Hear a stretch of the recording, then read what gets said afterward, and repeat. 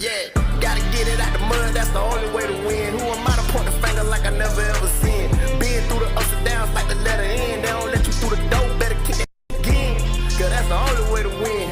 That's the only way to go. Gotta get it out the mud, gotta get it out the flow. Cause that's the only way to go, let's go. Shooting lights out.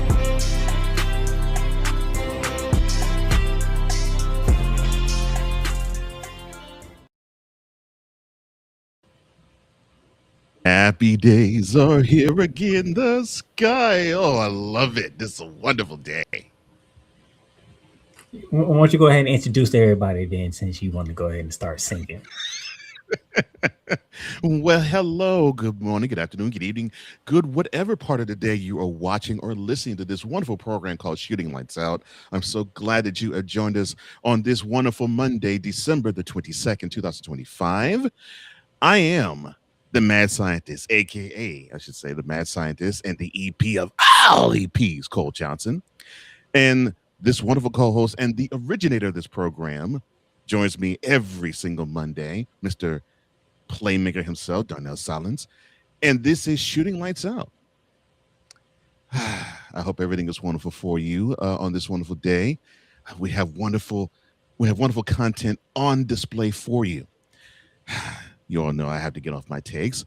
We all know you're going to hear Playmaker get off his, and we're going to have a wonderful time. We explore everything all in the arena of college basketball, both men's and women's, the WNBA, the NBA, and all other points of basketball. Thank y'all for tuning in. If you're watching on the YouTube channel, hit the subscribe button, hit that notification bell. If you're watching on my personal LinkedIn page, connect with me on LinkedIn and slide over to the Playmakers Network YouTube channel, hit that subscribe button, hit that notification bell. We also are live somewhere else, sir. I can't remember where else. Yes, we are on live on Real Wise Radio. Shout out to my man, my ace, Wise Elefe, as we are on every Monday live on the Real Wise Radio Network. And yes, and we got a chance to talk with him, and he's going to be expanding his platform to all talk show and sports programming like this. And this is one of the flagship programs for it. So we totally appreciate that. Wise, of course, you're a great brother. It's great to do business with you as always. And to kick it off, welcome to your weekly deep shot into hoops culture, Mr. Johnson. Mm-hmm. What is on top to begin our show? Well, let me see. No, not the full slam. No, that's later. No, not the fast break. No. Oh, around the hardwood.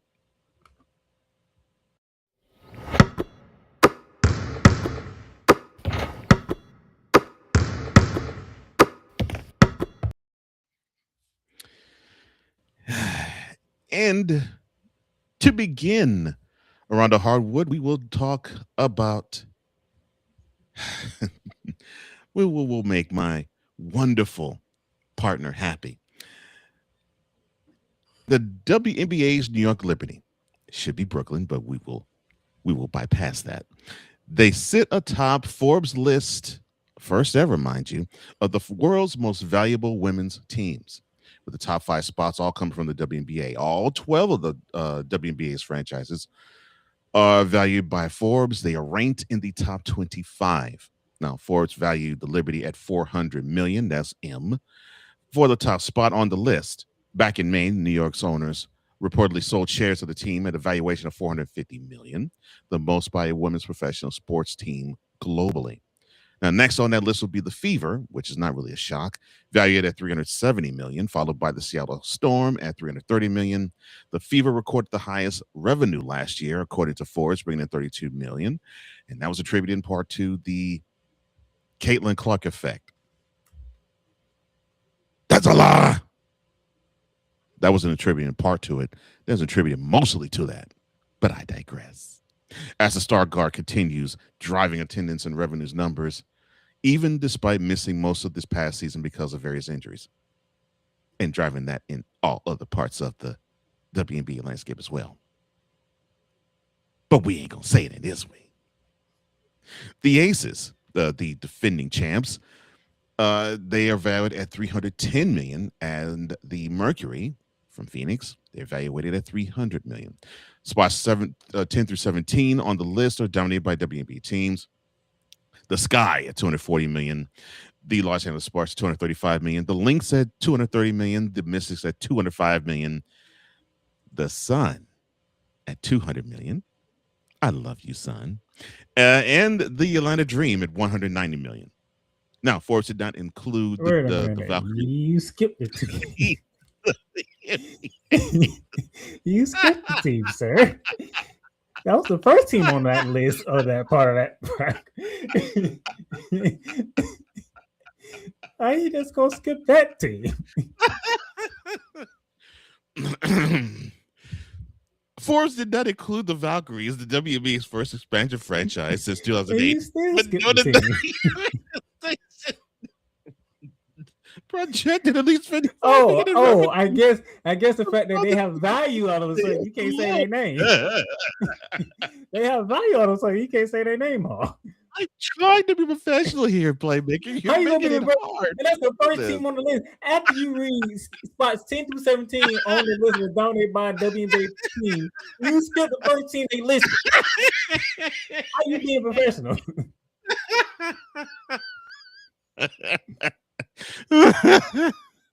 Okay, fine. Oh, Lord. At $250 million, the Dallas Wings are at spot number 10. As I was saying, Forbes did not include the Valkyries. They're the WNBA's first expansion franchise since 2008, but noted that the organization projected at least $55 million in revenue from sponsorships and ticket sales alone. As the team said, quote, nearly $20 million more than any women's sports team has ever generated in a total year, close quote. All right, your thoughts on the Liberty being, I guess you could say, the North Star and the Dallas Cowboys of the WNBA.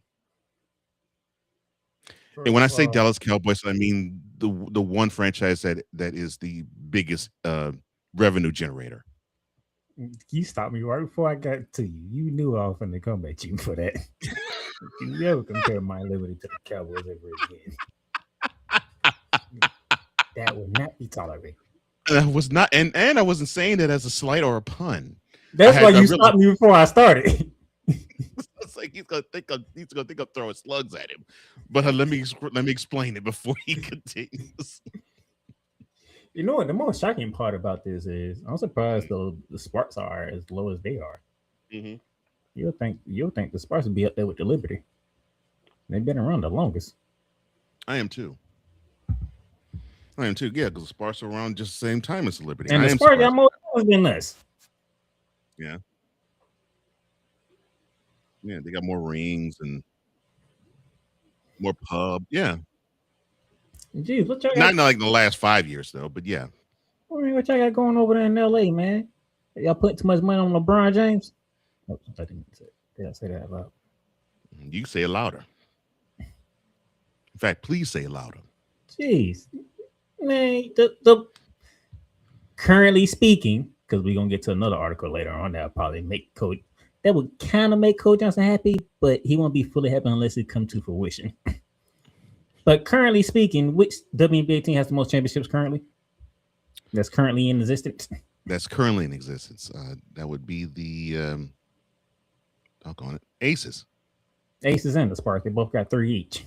And Sparks, yeah. I was about to say, yeah. I couldn't remember how many Sparks had. I was like, the Sparks had Sparks 2 or 3. They got 2 with Lisa Leslie, and they got the one with somebody else that we're gonna talk about a little later on in this segment too. Right. Yeah. Yeah. So, yeah. Aces and the Sparks. But hey, with each. This even gives more pressure to that team in New York now.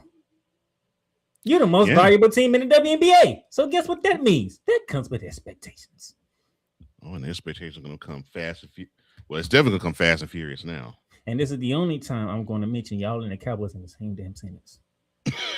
Y'all better not act like the goddamn Cowboys when it comes to these expectations. And this will be a slug. Now, shooting at Playmaker, but this is shot of the Liberty. If you do entertain yourselves like the Cowboys do, Oh, I'll have the widest smile on my face.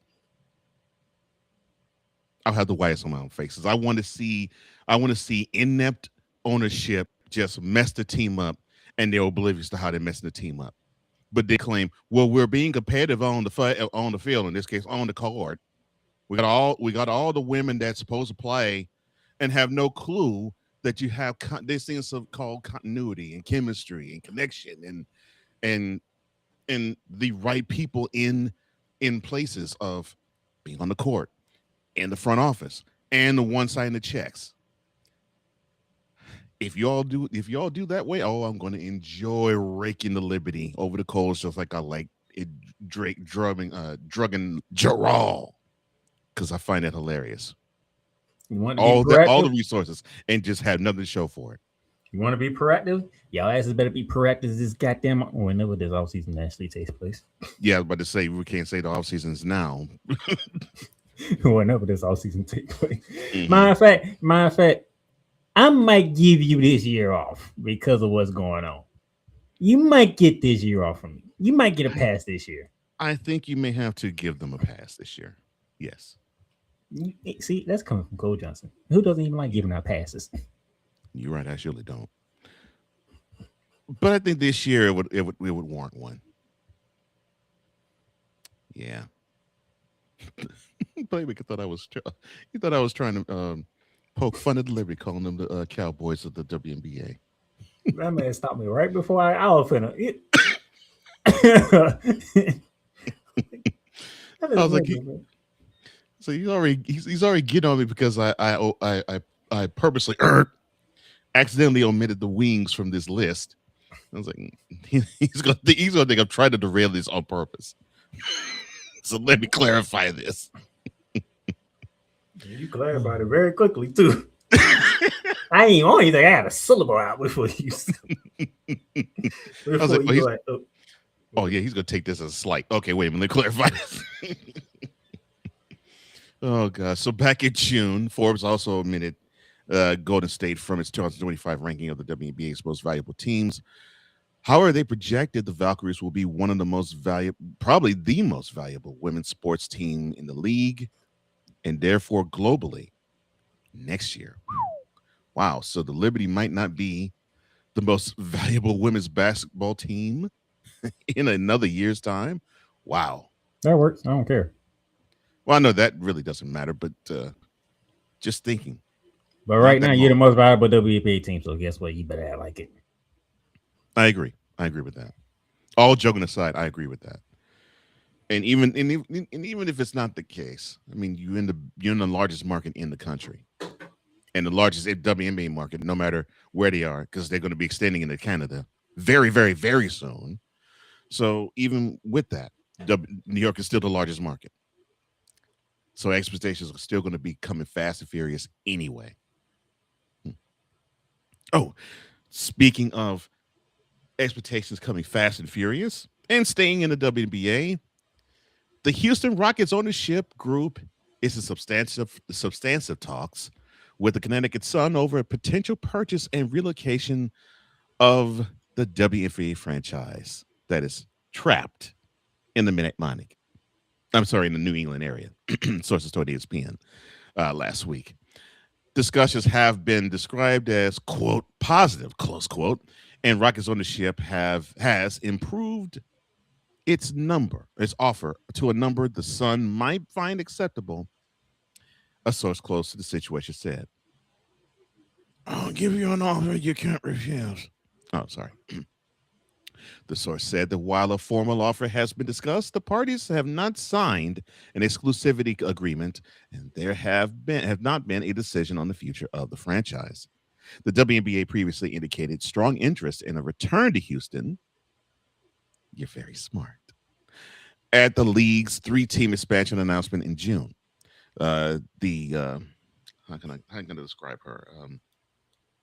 Commissioner No Backbone, Kathy Engelbert, specifically highlighted Houston and Rockets owner Tima Fertitta as, quote, up next, close quote, and, quote, the one we have our eye on, close quote. It's business, Engelbert, not the bedroom.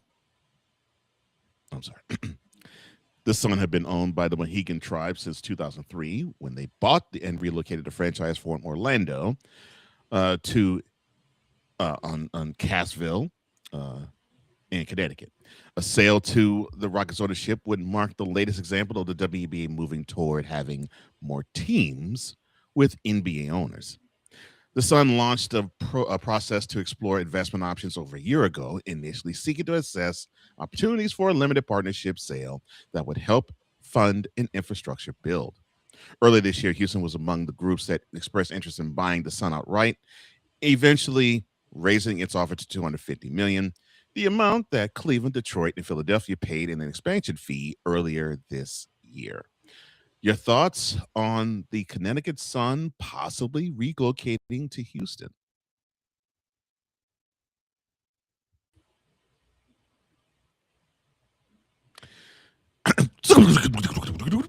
Your thoughts on the Connecticut Sun possibly relocating to Houston? Oh no, this is your topic right here, sir. This is all you. You have fun with this one. Oh, this is all me. Okay. You have fun with this one. Well, the Sun ownership has more recently explored a potential opportunity where funds affiliated with the state of Connecticut could be used to buy a minority stake in the franchise, but those talks have slowed. Let's be honest. The talks have stalled. Ain't slowed. But the hope, though, is that a resolution on the franchise's future can be determined before free agency, where all but 2 league veterans are not under contract. Now, the exact timing of free agency, though, that is uncertain, and we'll talk about that a little later as to why. The Comets, the Houston Comets, were an iconic franchise that won the league's first 4 WNBA titles from 1997 to 2000 and was home to some of the women's basketball's biggest stars in Cheryl Swoops, Tina Thompson, and Cynthia Cooper before the franchise disbanded after the 2008 season. I will talk about that in my segment because I'm going to have a lot of fun talking about it. Happy days are here again. Switching a little bit more to the NBA. Now, they are attempting to reduce the value of inside information and combat performance manipulation as it reacts to the federal indictments of a current player, a head coach, and a former player in gambling cases, according to a memo sent to all teams on Friday. The league is considering potential policy changes to address tanking, increase the frequency of injury reporting, and restrict what sports books offer, according to said memo. The NBA solicited input from teams and reviewed a set of proposed changes with the Board of Governors before identifying 6 areas for potential change. That's according to the memo, which is up on ESPN. In addition to tanking, injury reporting, and prop bets, the league plans to upgrade its education program on gambling, adopt new measures to protect players, coaches, and team personnel from harassment from sports bettors, and enhance its ability to investigate unusual betting activity, the memo states. You all are absolutely acting as if you all must be advised from the NCAA. Why? I'm sorry.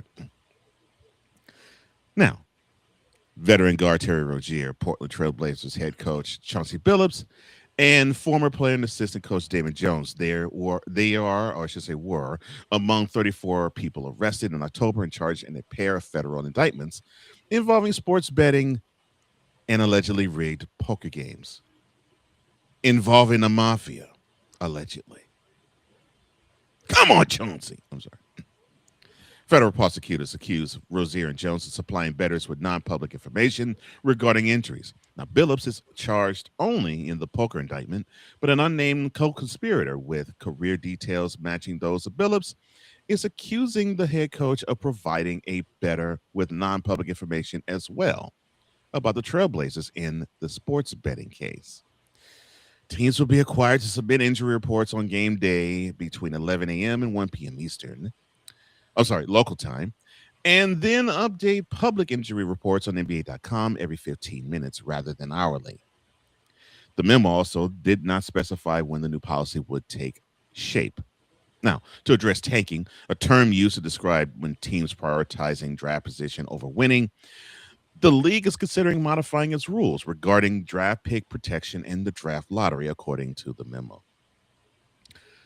Your thoughts on the NBA tightening up on prop betting and injury reporting? What is 15 minutes of every 15 minutes going to do for anybody?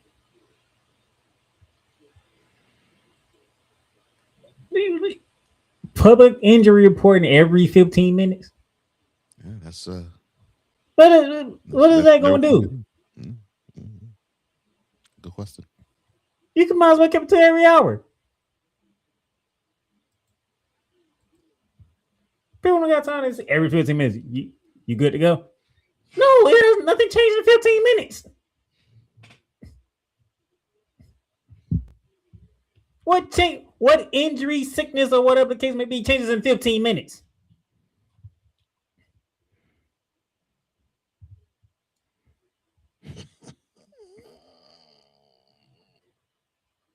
I was good with you until you read that part. What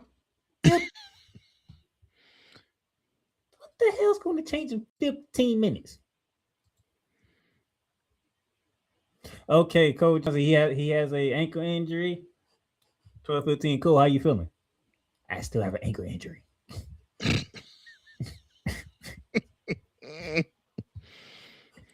Are you saying that this is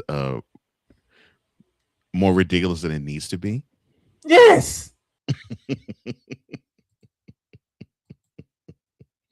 I just wanted to clarify.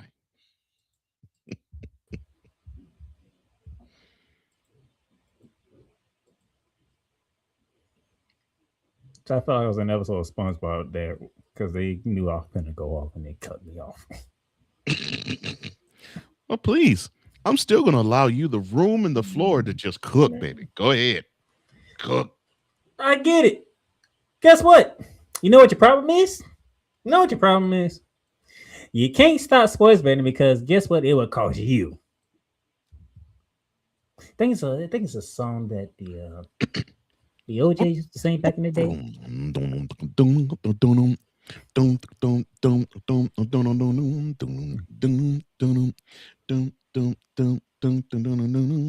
Money, money, money, money. So if you do anything major, it costs you money with the sports books. And you don't want that because you're greedy. Are you saying they like the NCAA? Oh, no. All the darn sports leagues are greedy. Not the association.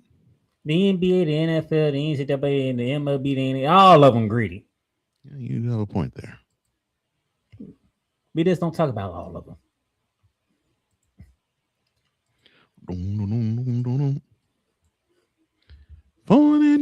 And then what? What can you possibly do to address tanking that you not already have done already? Now that's a good question. Whoever sucks doesn't get automatically get the first pick of the draft. Yeah, you can ask the sorry, Cole. You can ask the Dallas Mavericks. They weren't the sorriest team in the NBA the last 2 seasons. They got no more pick both times. That's correct. So what else can you possibly do to address the draft lottery and keep teams from tanking? And they actually instituted a lottery to actually circumvent that. What more can you do? Yeah. You proved that the draft lottery works because the sorriest team can't get the first pick. Right.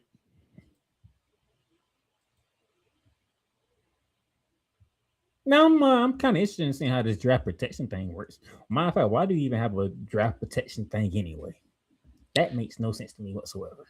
Yeah, that right there is a bit peculiar. I never understood it ever since I was a knowledge to it. A top 10 projected pick. What does that even mean? What does that even mean? Oh, so if the pick is around this way, that means we actually get to keep it and you don't get it? What's the point of making a damn trade anyway then?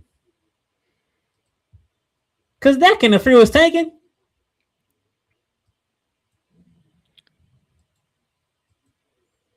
How about you just get rid of the protection? If you trade a draft pick, you traded it. You can't get it back. There's nothing you can do to get it back unless there was some screwy stuff going on with the other team. Oh Lord.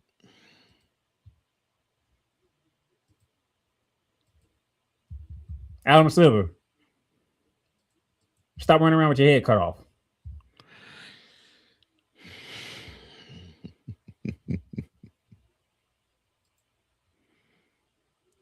You made me proud, Playmaker. You made me proud. The NBA plans to advocate for further restrictions on prop bets, wages on statistical performance of individual players, including how much can be wagered, limitations on under bets, reducing the number of players offered by sportsbooks, and eliminating bets that could be determined on a single play. The memo states the following, quote, core to the NBA's position is that sports leagues should have control over the types of bets offered on their games. Because leagues currently do not have such control, any changes will need to be pursued via negotiation with sports betting operators, requests to state gaming regulators, legislative action, or some combination of these avenues. Close quote. FanDuel and DraftKings are official gaming partners of the NBA. And approximately 10 other betting operations have partnerships with the aforementioned Greedy League. Oh, what a tangled web we weave. Oh, speaking of tangled webs, back to the WNBA, where the president of the Players Association, Nneka Ogwumike, told ESPN on Friday that despite the union's strike authorization amid its current negotiations for a new collective bargaining agreement, the WNBA players still want to play next season.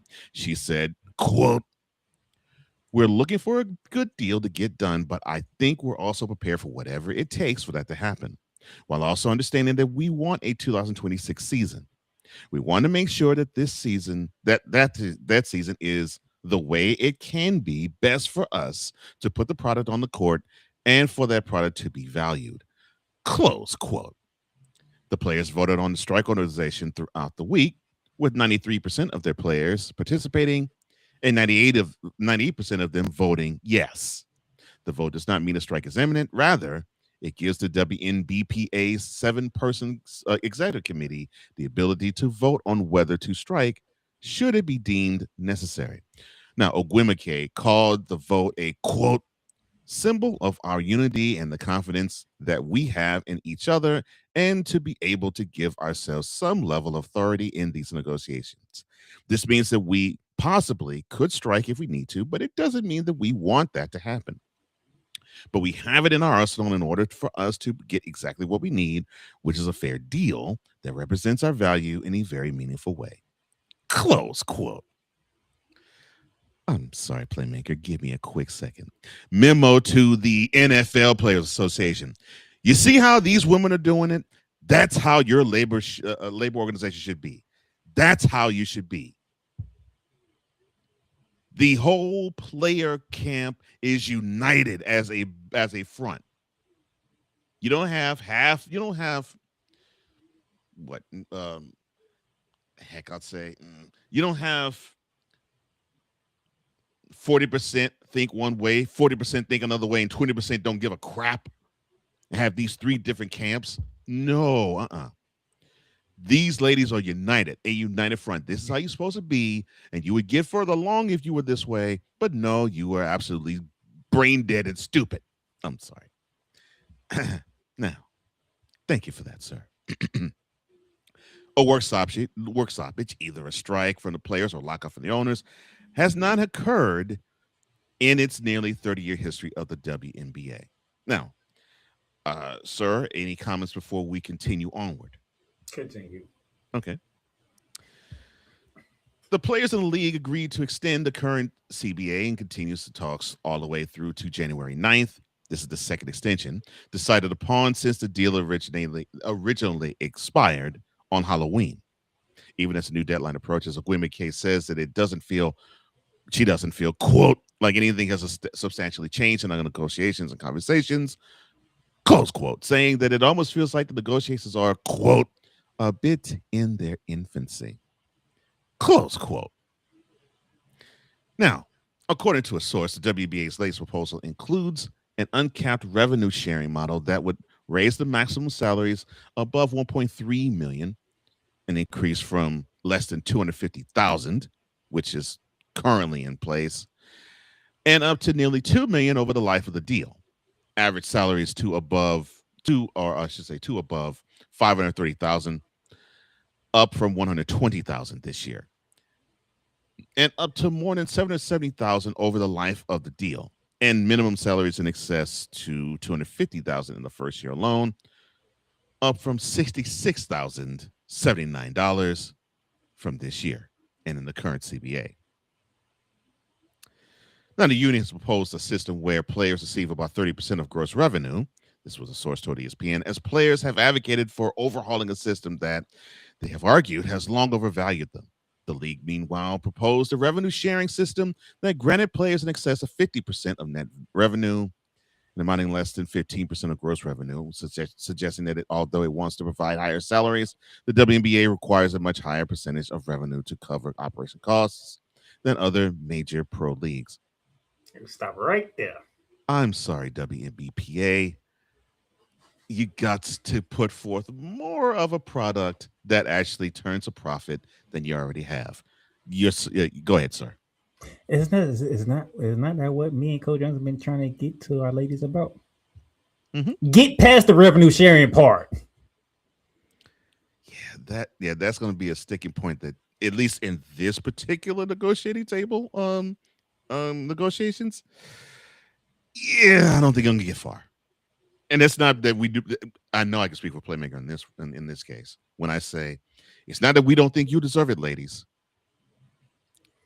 The dollars don't make sense yet. It's coming close to, but it's not making sense yet. If y'all can get past the revenue sharing part of it, y'all can get a deal done. Matter of fact, when I sat here and listened to Coach Johnson reading, I actually got the article in front of me as well. Okay. 15% of the gross revenue doesn't sound like a big number. But if I'm the ladies, you take that for now. You can make it a certain term deal. You can do a 3 or 5 year deal on this 15% gross revenue. Yeah. Argue for short. Yeah. Argue for shorter term. Shorter time limit. Yeah. And then once you start seeing the numbers continue to rise, then when it's time to come back to the table, all right, come on, it's time to pay up some more money. And then guess what? The WNBA, they can't say, oh no, they looking at the numbers like, hey, it's been sustainable. It's growing. Mm-hmm. But ladies, get past the revenue sharing. That's why you having this hold up. Yeah, and that's why they're going to continue to have this hold up. I hate that too, but everything that Playmakers said is facts, and I support that 100%. Because I hate the fact that you all ladies have less than 10% of the revenue that you get in the current revenue sharing that you do have. I hate that. But Playmaker actually raises a wonderful point. Take that 50% for now, but argue for this new collective bargaining agreement time to be shorter than probably what they're offering. They get what they want, you get what you want, and then, like what Playmaker said, they'll see, and it's already coming. You now know that this product is making money, it's profiting, and it's going to profit more now than it has even the previous 2 years. So you come back to the table and you have more leverage, because that's the name of the game. Having the leverage to get your point across and to get the terms that you want, because these owners will have no choice but to give it to you, because you all are the product. There's always some things that are done old school ways that will always remain, and one of those things is business. Mm-hmm. And how you do business. Ladies, y'all just now starting to get the lead to profit. And y'all trying to jump the ship entirely already. You can't do that. This is a step-by-step process that you need to take. And I believe Coach Jones is more equipped to talk about this than me. But it's a step by. First step is okay. Find a way to modify this old one, and then let's make sure that the product is still what it is. Because a strike or a lockout actually hurts y'all. It doesn't help y'all. Hope y'all know that.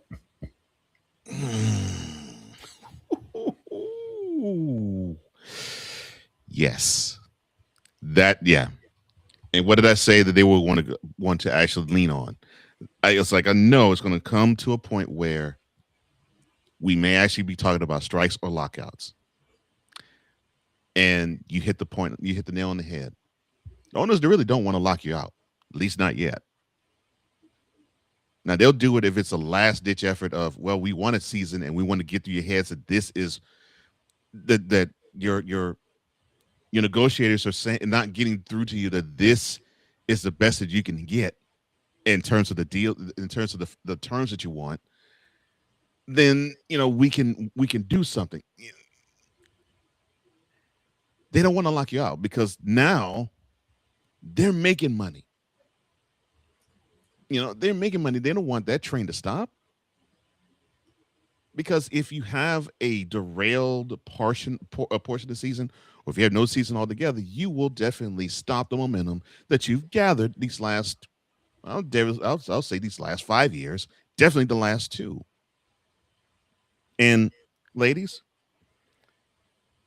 you actually have a leg up on the men. And why do I say that? It took 40 years for the NBA to get to where you are now. And you got to this point 10 years sooner than they did. Now, you can say, well, the NBA helped you all along. Okay, fine, true. But you all still had to turn to profit. You all now have done that. You all have now turned the corner because they were talking about bouncing the NBA altogether before Magic Johnson and Larry Bird became a household name in the NBA. They were talking about the whole league folding. Now, thankfully, that hasn't come to that point yet with the WNBA, and I don't think it's going to happen now. But it is not the sky is all the way falling, because it's not. You've gotten to this point, and it's like what Playmaker said. You have to play chess here, not checkers. To hold on to wanting to get half the pie now, you're playing checkers. And you're standing across the table from chess players. You got to think more moves further down the line. You actually got to think not just what the players can earn now, but you got to think about the Juju Watkins of the world. How can we make the product better for the ones that are coming into the WNBA? Because you're not just negotiating for you all now, you negotiate for them too. The ones who don't have a seat at the table yet. And so you got to think along those lines, and you have to negotiate along those lines too. And if you do, you'll negotiate smarter. And it's like what Playmaker said. Take that 15%, but ask for a CBA that's, I don't know, maybe 2 years or 3 years instead of maybe 5 or 7. Ask for a shorter time period. And then when you get to the next time that you collectively bargain, you can say, look, you thought it was a fluke that we earned this much and you all profited this much. Now you have more of a sample size that this isn't a fluke or a fad. We're on the come up and you're profiting off of the come up. It's time for you to pay up, and you will be in a much better place to argue we deserve more of our share. But only 2 years of saying that, not enough time. And that's not saying, and you're talking to two men who are big time advocates of you all, big time advocates. We think you all need to be broken off a lot of cheddar. We both believe that. Hey, think about it. I do a show all year round because of y'all. Yeah. I don't stop when the NBA stops. Mm. dare say, I think we actually enjoy talking about you all when we do the NBA, because we see the beauty of the product. We see the potential, because you all are scratching the surface. We see the potential of the WNBA, but you have to play the game right. And I'm not talking about on the court, because you all know how to play the game on the court. Now you're learning how to play the game off the court. And you all got the brains to do it. And you all got the heart to do it. She's got to learn how to play chess with them. And when you do, you will be more successful. You got the NBA as proof. They didn't start turning a profit like what you all are doing until year number 39. Look, they were having the playoffs, even the NBA finals on tape delay. That's how bad the NBA product was. I was in school when I actually was upset that I couldn't see a playoff game or the finals, because they started running tape delayed playoff games and the NBA finals after the local news. Now, I was in Central Time Zone, so that's 10:30. In Playmakerz spot in Duval County, that's 11:30. Now imagine that your games wouldn't be seen, playoff games wouldn't be seen until 11:30 p.m. That was my existence. You all don't have that. So you actually are in a better position. So now take that better position, leap to another level, which I know you're doing, because you're on your way to do that. And then rec shop the way you're going to rec shop, because you got the hardest part down. You all have talent out the wazoo. That's the hardest part. Now you just got to learn how to negotiate. And I don't think that's going to be hard for you at all, personally. But Playmakerz right. Accept that 15% of gross revenue. We know that you all deserve more, but accept that. But argue, have this be until Halloween of 2027, because we believe that this product can be worth more, because we believe that we are the revenue generator, and we can actually make even more money. That should be the goal. You're turning profit. Turn a bigger profit in the next 2 years. Make your position stronger. And if you do that,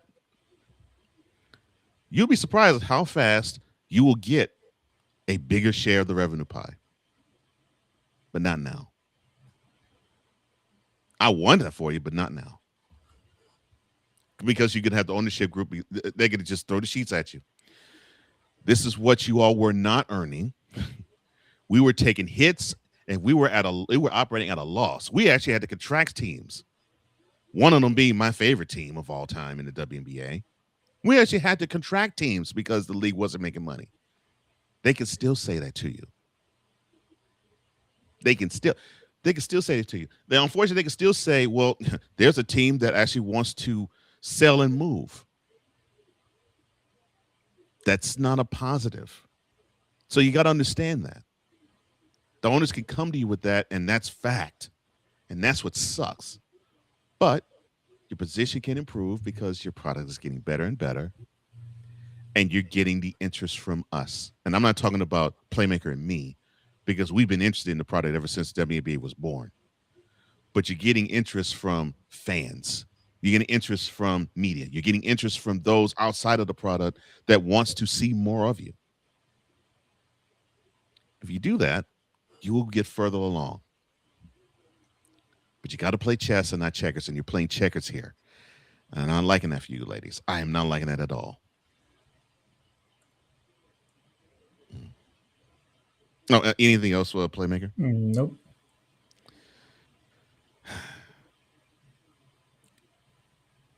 I really do hope that you all don't strike. I hope you don't strike, because I agree with Playmaker on that too. I think that would hurt your momentum, and it would cause even more dissension and rancor than what you actually saw when Nafisa Collier basically did her version of Ether on Kathy Engelbert, and not saying that she didn't deserve it. If you thought that the tensions would be bad then, you strike and the tensions would be worse. Study how the NFL did back in 1987, where they decided to do a strike on the ownership, and how the ownership was like, you can say that you want all this money, but do it on the field. Show us you're going to be making money, but right now you can't because you're not turning the profit enough. And this was at a time where the NFL was turning that corner, and they were starting to actually make money hand over fist, and it was starting to become the product that we know now, where now you don't remember this, Playmaker. The national pastime was considered, and I know you've heard this, the national pastime in terms of sports was considered baseball. That was the sport that could do no wrong in Americana. The NFL was starting to become the league that we now know as, when you think of all the sports now, you don't think of baseball in that regard. You think of football in that regard more than any other sport, because the NFL put itself there and strengthened its own platform. The players got stronger. They ended up getting better in negotiating, and this is a key thing you have to learn too. If you get stronger in negotiating, then the owners get stronger too, and then you have more of a conflict. I don't want to say the owners get stronger. The owners, they play in levels. They have levels to this. They do. So they know what level you're at, and they know what level they can be at if they want to. Mm-hmm. But once you start rising up in the business side, then they gonna say, okay, now you coming up on our level now. Mm-hmm. 100. Yeah. So then they'll introduce you to even more business. That's just how they roll. And of course that's what you're dealing with. You're dealing with business owners. And let's be honest, ladies. This is how the owners think. And this is not gender role, because they think about this with guys too. Owners look at these players as if they're nothing but jocks. They look at you as nothing but jocks. And they want to basically capitalize and maybe even exploit the fact that you all are hungry for, as Jordan loves to say, and I love the phrase, quote, the love of the game, close quote. They want to capitalize on the fact that you would do this for free. They want to capitalize on, the hunger of the sport, the love of the game. That's what you all grew up to do this. You all love to do it. And we want to provide that for you. We want to provide it for you on our terms. That's how they think. And they think that you all don't know or are not up to the terms of it all. That doesn't mean that you all are stupid or ignorant. It's just that they think that business-wise that you're not savvy enough. And they're going to try to exploit that. That's how every ownership group is with every players organization and players unions. They just think that you all are not up to snuff because they all want to capitalize on and exploit the fact that you all play these sports, they play these activities because you love the competition. And that's great. And that is what makes you all great. That's what will make you all wonderful. But you got to put on the business hat. And you will learn that once you put on the business hat, you got to step up your level. And Playmaker said it right. There's levels to this. And I think the sooner you realize there's levels to it, the more you will actually end up getting. And I think you all can. And I think you all will. Speaking of getting, congratulations to Blake Griffin and Candace Parker and others. Another one being Jamal Crawford. And also the 1986 U.S. Olympic women's basketball team, Kelvin Sampson, and that whack job. They're among the first time nominees announced Friday. to be whoa. considered No, for no, no, no. entrapment You can put some respect on that man's name. in the name. Okay, I'm sorry. Um, the guy who paints his whole body whatever the color of school he coaches on into Nah, the put some Naismith respect on that Memorial. man's name. No, we talking Hall of Fame here. This is where you should actually be really professional. Okay, fine. Bruce Pearl, who needs to shut up. He's doing TV. Wait, how you gonna tell him to shut up? He doing TV. When the camera's on and he's talking about basketball, that's good. When they shove a mic in his mouth, he wants to talk about Charlie Kirk. Shut up. I have nothing on that one. They are to be considered for enshrinement into the Naismith Memorial Basketball Hall of Fame in 2026. That's why I didn't want to talk about the guy who acts like a fan and sometimes speaks like one. Shut it up, Bruce. I'm sorry. Also among the notable first-time nominees, Elena Delle Donne and Joe Johnson. Oh, my man, Joe. A man who ain't seen a shot he didn't like. And also coaches such as Mike D'Antoni. He's going to be called a contributor in the Hall of Fame. A contributor? Hey. A contributor to teams that can play a whole great amount of offense, but defense, they couldn't even spell the word, much less play it. And name me a team that he coached that went to the NBA Finals. I'll wait. I'm just saying, a contributor. Hey, the man was a coach. Yeah, contributor, not coach, contributor. That's messed up. Name me an NBA team. I'm not saying you wrong. I'm just saying how they did it. Like, that's just messed up. Yeah. As a contributor, the man coached the league for like over a decade. No, they did right. I actually, the Bruce Pearl one pissed me off, but you can't get mad about Bruce Pearl. Man, you cannot argue with that man accolades in basketball. It's not talking about his personal life. We're talking about what he did to the game of basketball. You can't even argue that. Well, I could say the same thing with him. Name me a team that Bruce Pearl coached that went to and cut down the nets to a national championship. Well, he never cut down the nets in the championship, but still. How many coaches in there that haven't won a national championship? Well, that's true, but still. Name me a team that Mike D'Antoni led to an NBA championship. No. Name me a team he led to the NBA Finals.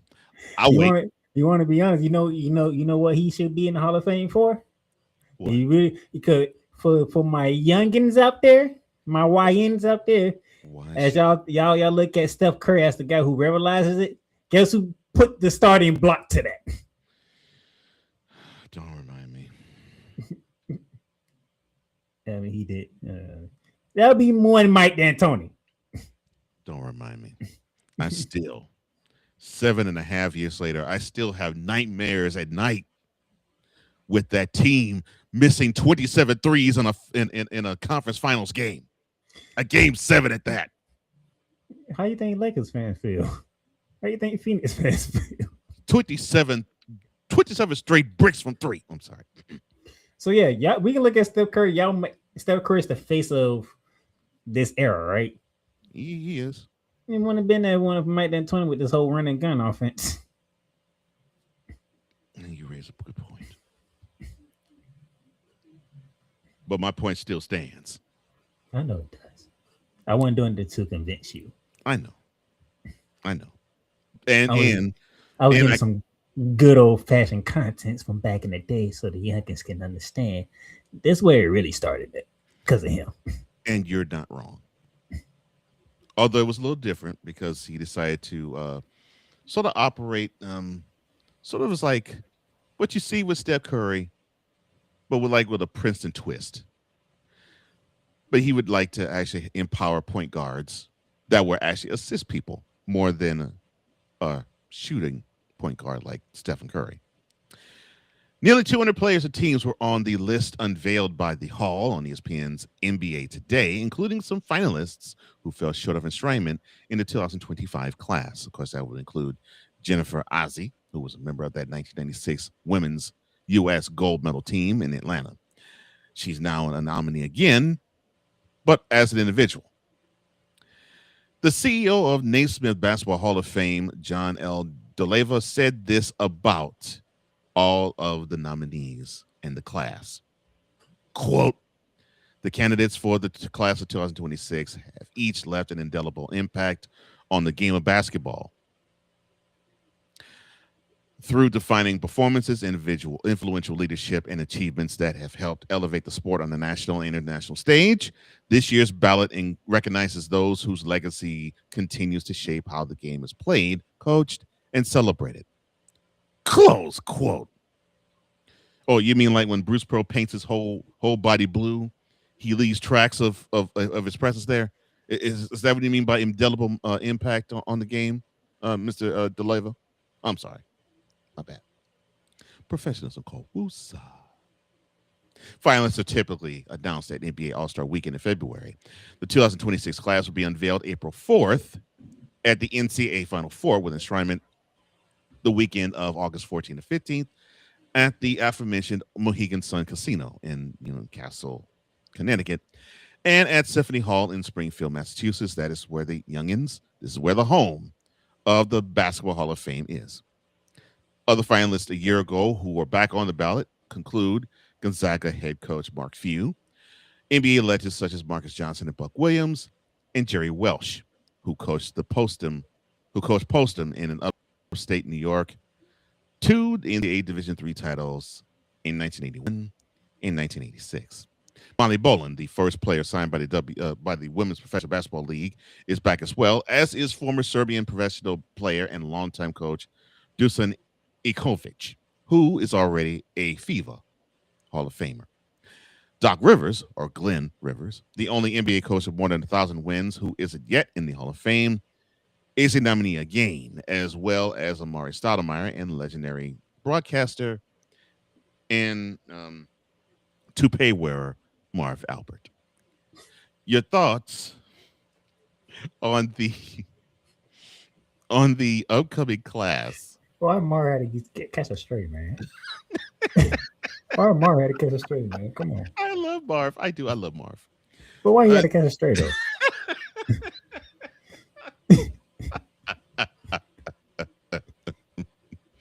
I didn't think you'd catch that. You knew damn well I was going to catch that. Your thoughts on the Hall of Fame candidates for 2026? All right, first off, I already know the two ladies that you mentioned, they need to be in the Hall of Fame. First ballot. Oh, yeah. Candace Parker and Adela Bond. I don't want to hear nothing else. Them two in first time go around. Don't play with me. Now, 100% agree. You said there was the first player to sign Women's Professional Basketball League. Mm-hmm. She should have been in. Yeah. Miss Molly should have been in. Mm-hmm. What y'all got going on? That's the first player. She should have been in. That's the cornerstone of professional women's basketball. Mm-hmm. Yeah, this was before the WNBA. Yeah. So y'all tripping. Y'all really tripping. Tripping. If Miss Molly Boland is not in this class, we have a problem. You always recognize the first. You always recognize the first because that's your starting point. You got to recognize Trailblazers always. Mm-hmm. So that's 3 right there, right? I just gave you 3 that I want in already. No questions asked. And all of them been ladies. Yeah. And no argument over here because all 3 of them do need to be in the hall. Now, even though you threw a stray at him, Marv, he definitely better be in because what was for my generation? Cole Johnson, he might be able to talk more about other things that he did. But for my generation, even though we love inside the NBA, it was always great to hear Marv Albert on TNT with Reggie Miller. Yeah, and before then, he was the number 1 play-by-play voice on the NBA on NBC. So, he's had a long career, and I know I've heard him call things besides basketball. I've heard him call boxing matches, and I've heard him call football games. So, he's 10 toes down, but he's of course most well known for being NBA on NBC and NBA on TNT, number one play-by-play host, and the number one play-by-play guy for the Knicks broadcasts for many decades. So yeah, I'll only poke fun at Marv Albert. Basketball wouldn't be the way we have heard it if it weren't for him. So yes, if he is not in the hall this year, next year, that's a crime. Along with the other three women that you mentioned, crime. He deserves. Now for the latest, Doc, if you would have stopped coaching when you did and not come to the Bucks, maybe. But you decided to bring your ass to the goddamn Milwaukee, and now I'm dealing with this BS that's going on with the Bucks. And you talking about me throwing strays? Oh no, he deserved his. And yes, I am still pissed off about 2 weeks ago. You getting beat by 40-something points by the Brooklyn Nets. Hey, you talking about me? See, no, Marv Albert didn't disturb us straight. Doc Rivers, he deserves every single slug there is right now. And what's going on up there in the goddamn Midwest of Wisconsin. And I don't want to hear about y'all don't got Giannis. You don't get beat by 40-something points by the Brooklyn Nets. That is embarrassing. Giannis, no Giannis. That is embarrassing. So Doc Rivers, I don't know. Mark for you. What you have done with Gonzaga, even though you have not won a national championship, that by itself deserves you to be in the Hall of Fame. Because nobody didn't even know about a Gonzaga until you did what you did. No. From a program we had no clue about to you actually have had a Final Four appearance with them too? No. Yeah, he needs to be in. So Mark View need to be in. And need to get paid more, Gonzaga. I ain't forget. Under $3 million a year? Really? I ain't forget how much y'all paying him. Y'all need to pay him more. Who else we got? Blake Griffin. Now here's a slug I'm gonna shoot. So this guy, the only thing that he was well known for is dunking. Now I know he had some good stats, but the dude basically is a dunker. So he's a glorified Harold Miner. I mean, if you want to give the Clippers something, anything, I guess it's Blake Griffin. Wait until Chris Paul's available. And put him in the hall. They can go in together. Lord. Hey, and what? For Lob City to have, you got to have two people, right? Yes, you have to have two people. And who's the face of Lob City? It would be Chris Paul. And he wasn't the only one. Oh, well, hey, this would be perfect. Don't put in Doc Rivers. Don't put in Blake Griffin. Wait until Chris Paul is available to be eligible for enshrinement, and then you can put all three of them in there. There you go, perfect. Well, Doc Rivers, he gonna get in by the simple fact what he did with Boston in the during championship. Yeah, he's unfortunately gonna get in because of 2008. But I don't disagree with your sentiment though. And he was an okay player, but yeah. But that was like the only time you knew about the Clippers because of Lob City. Well, yeah, Lob City and the racist owner that was Don Sterling.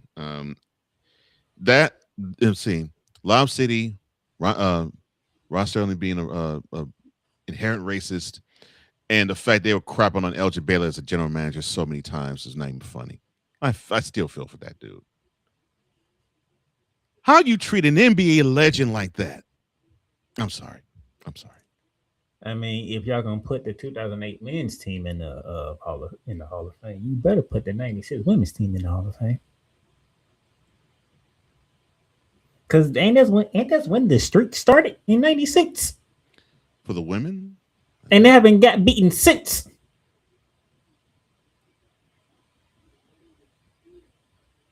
Boom, boom, boom. We said first, right? Yeah. The streak started with 96. 96. Mm-hmm. So you might as well just, matter of fact, this year's hall should be mostly ladies. How about that? Should be mostly ladies. I wouldn't argue that. Because you better not deny 96. That's where it started at, and it still continues to this day.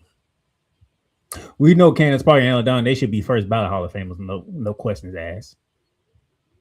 Miss Bowling should definitely be in. She's the starting point of the entire professional women's game. She should have been in by now. And then you can throw in Mark Few enough from Gonzaga. Jamal Crawford. I like Jamal. I do. I hate to say it. I hate to say this. I think he would get in for the fact that he's a great ambassador of the sport. But we both know the dude's handles ridiculous. Man, sick. And the dude could pull up and shoot from anywhere and make any defender look ridiculous. From that aspect of the game, we know that. And he's probably a blueprint of what a 6-man would look like. Shoot, mid-range Joe. Oh yeah, you go ahead and put Joe in. Yeah, that's what I'm saying. Yeah, he met a shot it didn't like. Mr. Joe Johnson. Yeah. Mr. Mid-range Joe. Yeah, you can put him in there. Yeah, so that's mine. Candace Parker, Ella Dawn, the 96 women's national team, Miss Bolin, Mark Few, Joe Johnson. I'm 50-50 on Jamal Crawford. If he gets in, I'm cool with it. If he doesn't, we'll wait another time. Yeah, but I think he's gonna get in though. I'm the same though, but I think he's gonna get in.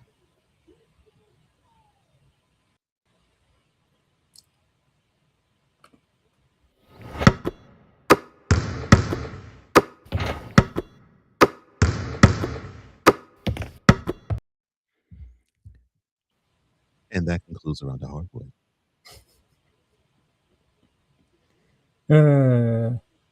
Commercial break, come back. The weekend that was. Join the transporter to Hades. Your butt and gut becomes one.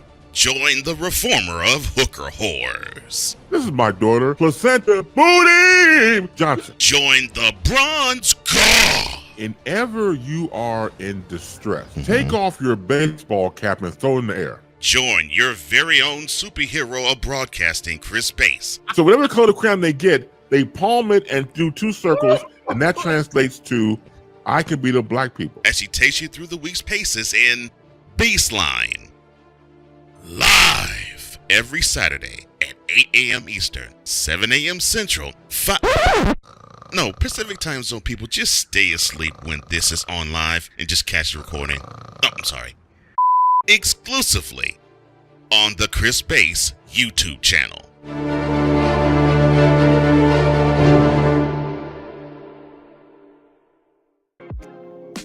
Get mounts of entertainment with Paramount Plus.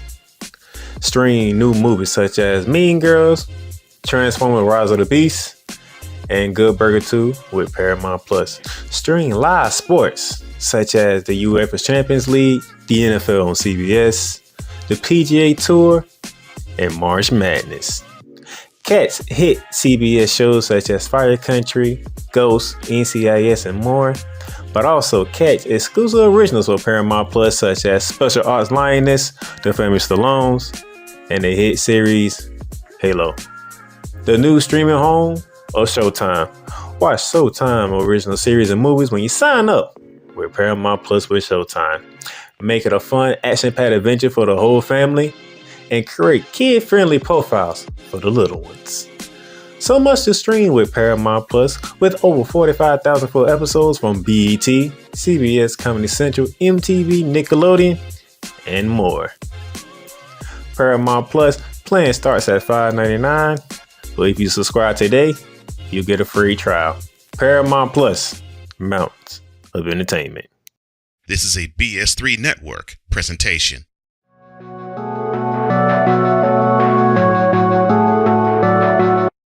I want to do a TED Talk, but I don't have anything to talk about yet. I'm getting there. Life is for the living. We're not here that long. You can learn anything you want to learn without any money spent. What do I really enjoy? What do I really want out of life?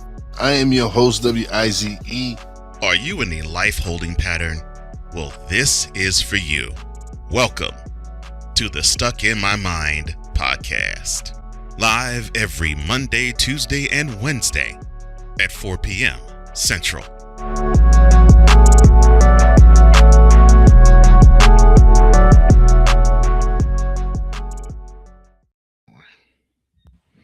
And welcome back to Shooting the Lights Out on this Monday, December 22nd, 2025. We're nearing the Christmas holiday. Christmas. Hang on the mistletoe. I want to get to know you better. I ain't tell you to sing that. It's Christmas. What's that? I ain't tell you to sing that.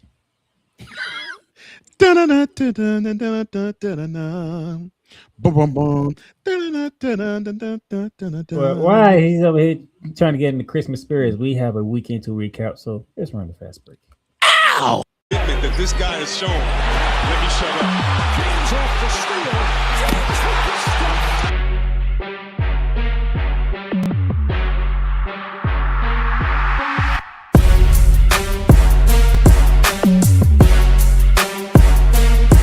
Rebound by Adams, his sixth. Morant goes by Primo. Attack.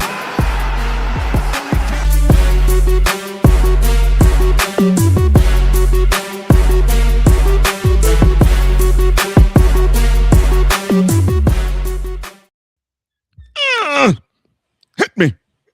Come on. Oh. And as we run the fast break here, let's go to the men's.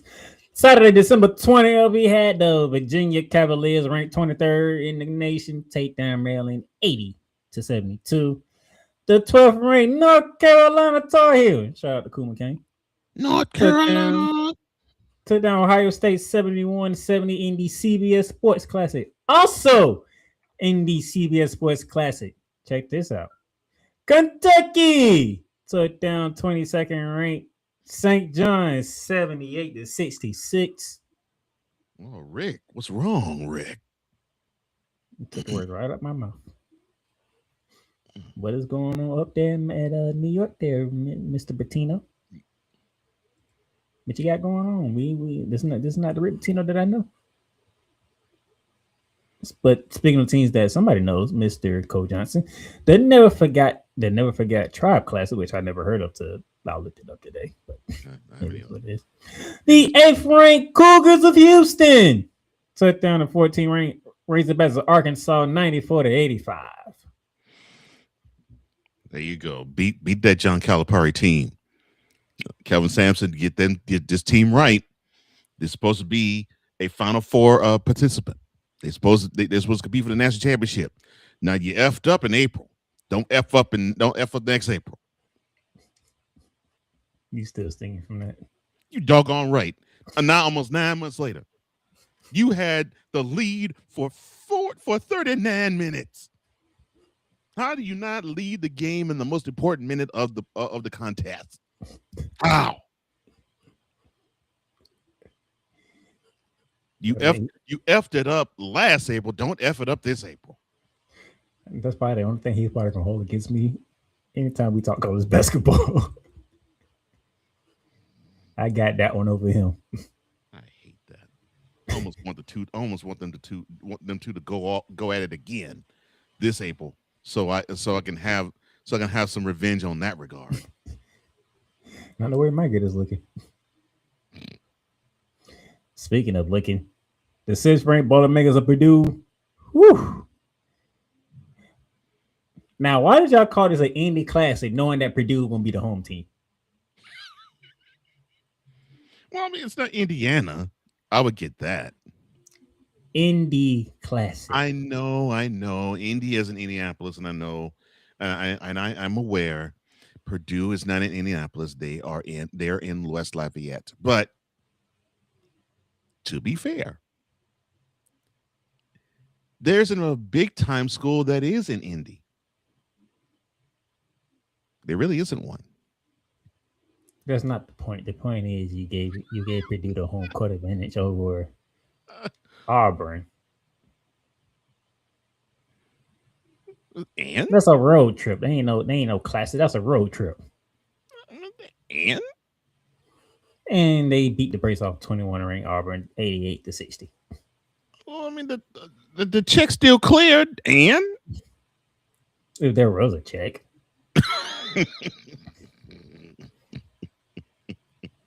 Sunday, December 21st, on yesterday, Northwest Elite Showdown. See, now that I understand, because guess what Oregon's at? And Gonzaga too. They are in the Northwest. That makes perfect sense. And Gonzaga, Gonzaga beat Oregon at 91-82. I'm sorry, Purdue couldn't get Notre Dame to do this. Notre Dame, Indiana. Well, we can get Indiana. I mean, they're gonna face off twice in the Big Ten, but still, I mean, when do you want to play? Marquette. They or grab Marquette since everybody want to beat up on Marquette all of a sudden. Well, Marquette. It's almost the same thing, but the opposite direction. Wisconsin's not that far from Indy. Well, Auburn is not that far from Indy either. Yeah, it is. I mean, heck, I'm only 3 hours from Indy, and I'm considered the South. No, I take that back. 2. I'm only 2 hours from Indy. 2. 2 hours from Indy? Yes. Well, I'm sorry. I'm from Indianapolis. I'm 3.5. I'm 3.5 hours away from Indianapolis, and I'm in the South. So, more like Central, but I agree. But still, they consider Tennessee the Deep South. Yeah, I don't know why, but speaking of Tennessee, 13 ranked Vanderbilt beat up on Wake Forest. Beat up on Wake Forest. Oh, God, boy. The school of engineers, doctors, and lawyers, man, y'all coming up huge. I'm gonna have to eat my words. You all are bribing athletes. I mean, you all are recruiting athletes. Bribing? Yes, bribing. There's no bribing no more. You in the NIL, they can do that now. That's not bribing. They doing it the legal way. Okay, well, I guess the boosters are finding the right athletes' palms degrees. Congratulations. I may have to change my tune about Vanderbilt. Which he really don't want to. I don't hate Vanderbilt at all. I really don't hate them. It's just that they just been nothing but a school of doctors, lawyers, and engineers. I mean, look, there is a whole wing along with the school that is dedicated to Vanderbilt. I mean, the Vanderbilt has a big campus in Nashville, but beyond that, they have a hospital. I mean, they're awesome. There's a whole ton of doctors in Nashville. A ton of them. You just don't like them infiltrating your sports. That's what it sounds like. Oh, it's not that. It's not that at all. It's just I expect them to have one good year in basketball, one good year in football, and then 15 years of misery. Yeah, of abysmal play. Yeah. But the football team won double-digit games. I thought they won 9 last year. And they're gonna be in a bowl. They're gonna be in one of the WAC bowls. And then you have Vanderbilt, who more than likely, if they keep going the way they are, they're gonna be in the tournament. You probably have a nice seating to it at that as well. Yeah, if they still rank 13, they'll be one of the top 4 seeds in the region. Yeah. And for the men's, oh boy, Duke. How could you get your butt spanked by a lowly Texas Tech squad? How?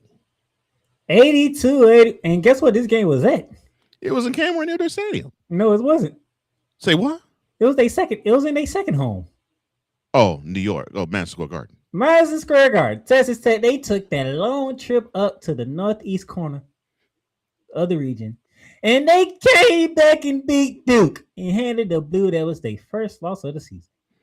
So the Blue Devils went, like you said, they're home away from home because, yeah, Madison Square Garden is their home away from home. Strange to say that. And they went back to Durham with an L. Wow. Is that what you're saying? I mean, Texas Tech flipped the script on them in the second half. Literally flipped the script. Dookies. How'd you play? Why would you play like Dookie in the second half? Come on now. You took the Red Raiders for granted. That's sad. That's sad, sons. Don't does that again. Christian Anderson, 27.5 assists, 3 steals.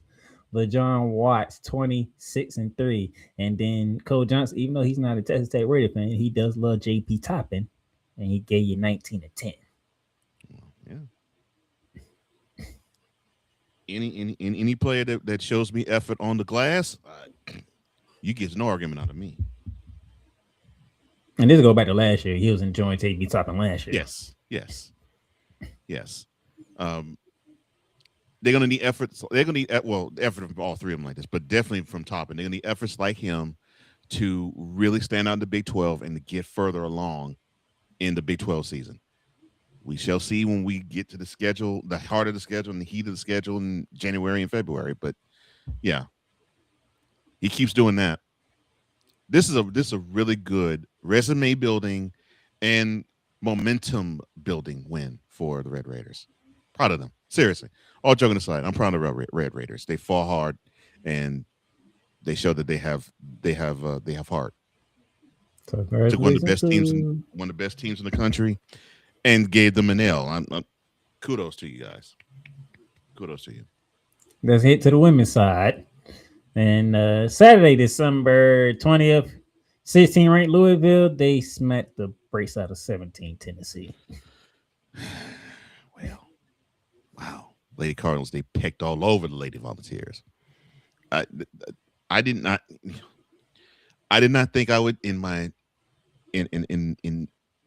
following women's basketball. I didn't think I'll ever see the day where the Lady Volunteers will get spanked like this, unless it is against Connecticut. I never thought I would see an 89-65 L against Louisville.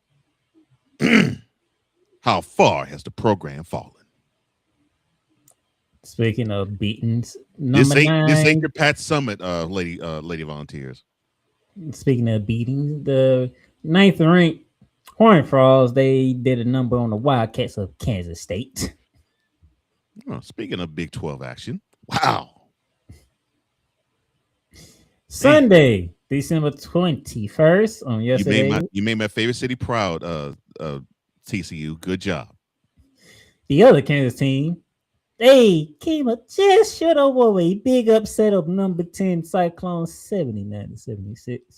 Oh, I'm so sorry, Jayhawks. Oh my gosh, you don't rule the Big 12 anymore.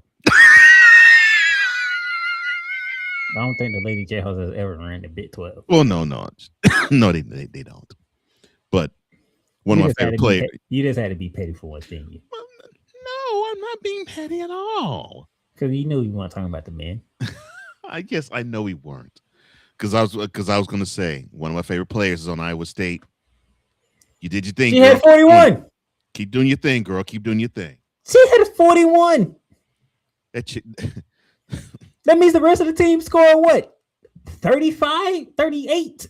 38. Man, I need to see an Iowa State game. Because when she's in the post, boy, them women don't stand a chance. Oh, I love that.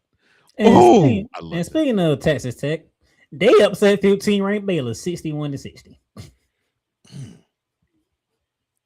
So the Red Raiders women's took some inspiration from the men and applied it to Baylor.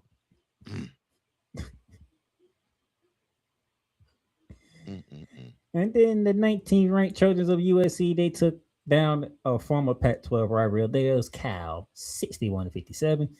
Which kind of seems like it might still be a rivalry in basketball. Okay, that was a close game.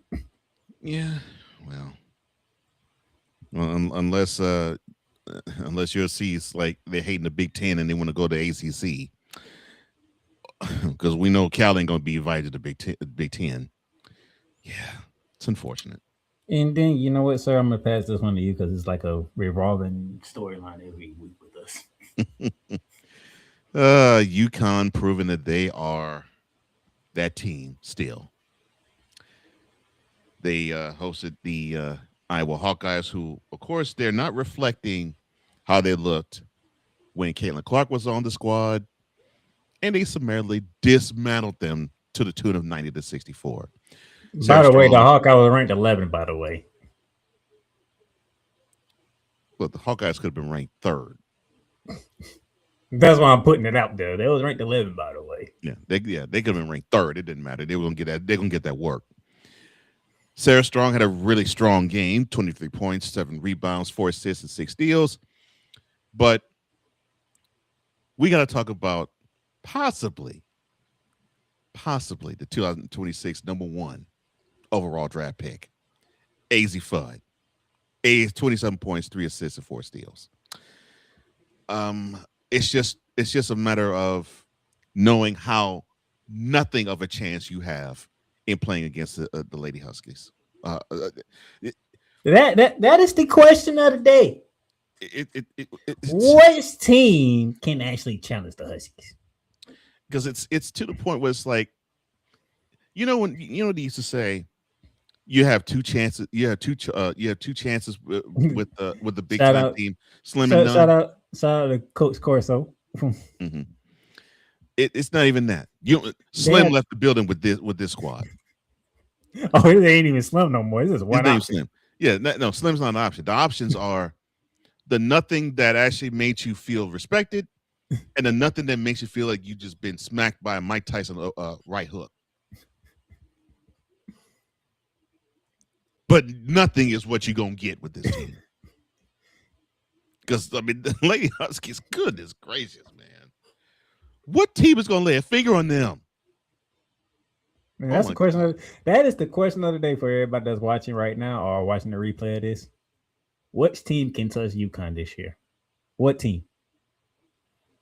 Because and I know that Coach Jones, he like to pick on people and parents for how they name their kids. I don't. I would say this though. Sarah, she got the right last name. Yeah. I don't love to do that. I try to look at these parents and be like, what? Like, what? Like, what did you lace the joint with when you actually named your child? Or was it a line that you was it a potent line that you snorted that just is like, oh yeah, Candelera, heifer. But yes, Sarah, she got the right last name. That's a cute name, Candelera. Yeah, that's it. Heifer. Because the way that she play, how you say her last name, Mr. Johnson? Strong. That's how Sarah plays. She got the right last name. Mm-hmm. I can't even say strong because that's an insult to her. She plays strong in this game. Strong. 7 boards and 6 steals. Oh God. Best thing about it, UConn scored 90 points. Their 2 stars combined for 50 points. 50 of that 90. Mm-hmm. 50 points. 10 steals. And 7 assists.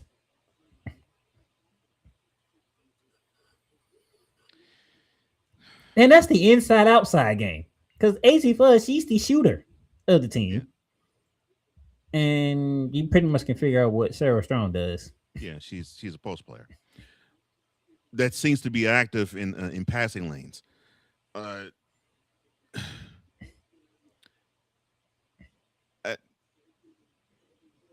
It's a doggone shame. They taking a top 20 team and they can name their score with them. Oh my gosh. I wouldn't say that's unfair, but it ain't. It ain't. I'm glad that it's a team like the Huskies that can do. You know how everybody feel about the NFL right now, knowing that New England Patriots are back. Guess how everybody's feeling that the UConn women are back. Yeah, they're like, wow. It's fun while it lasted, huh? Mm-hmm. These jokers literally just reloaded. Yep. The Don Staleys and all the other teams. It was fun while it lasted. Gino said, "I'm back." I took a couple years off, then I won that championship last year, and I'm about to go back to back again this year. Because what team finna stop them? Yeah, so I'm gonna show y'all how it's really done. You had your day in the sun. Now it's time for me to show up. Kim Mulkey, you could take that. You could take them blazers and shove it up your behind. Get Dawn, love you, girl, but you saw back in April how we handle business. We got more where that comes from. Gino don't play, man. Gino don't play. Oh, and we love Don Staley. Yeah, I do. Don Staley's awesome. Awesome player, awesome coach, awesome personality in basketball. I have no bad thing to say about Don. But Gino's like, F your couch, girl. F your couch. Respectfully. With these Lady Huskies team. I mean, he's saying it respectfully, though, because he actually respects Don Staley. No, he respects dearly. Because Gino is, no other thing, he is a competitor, and he loves competitors. And Dawn Staley, that woman's a competitor, so he respects her, and I think he actually likes that competitive nature that she has. And I'll probably say this: I think that competitive nature in Dawn Staley made the competitive nature in Gino rise up. It's like, I don't think I've been challenged like this since we had to come upon the scene to knock Pat Summitt's volunteers out the box. Oh, all right, cool. I can flex my muscles again.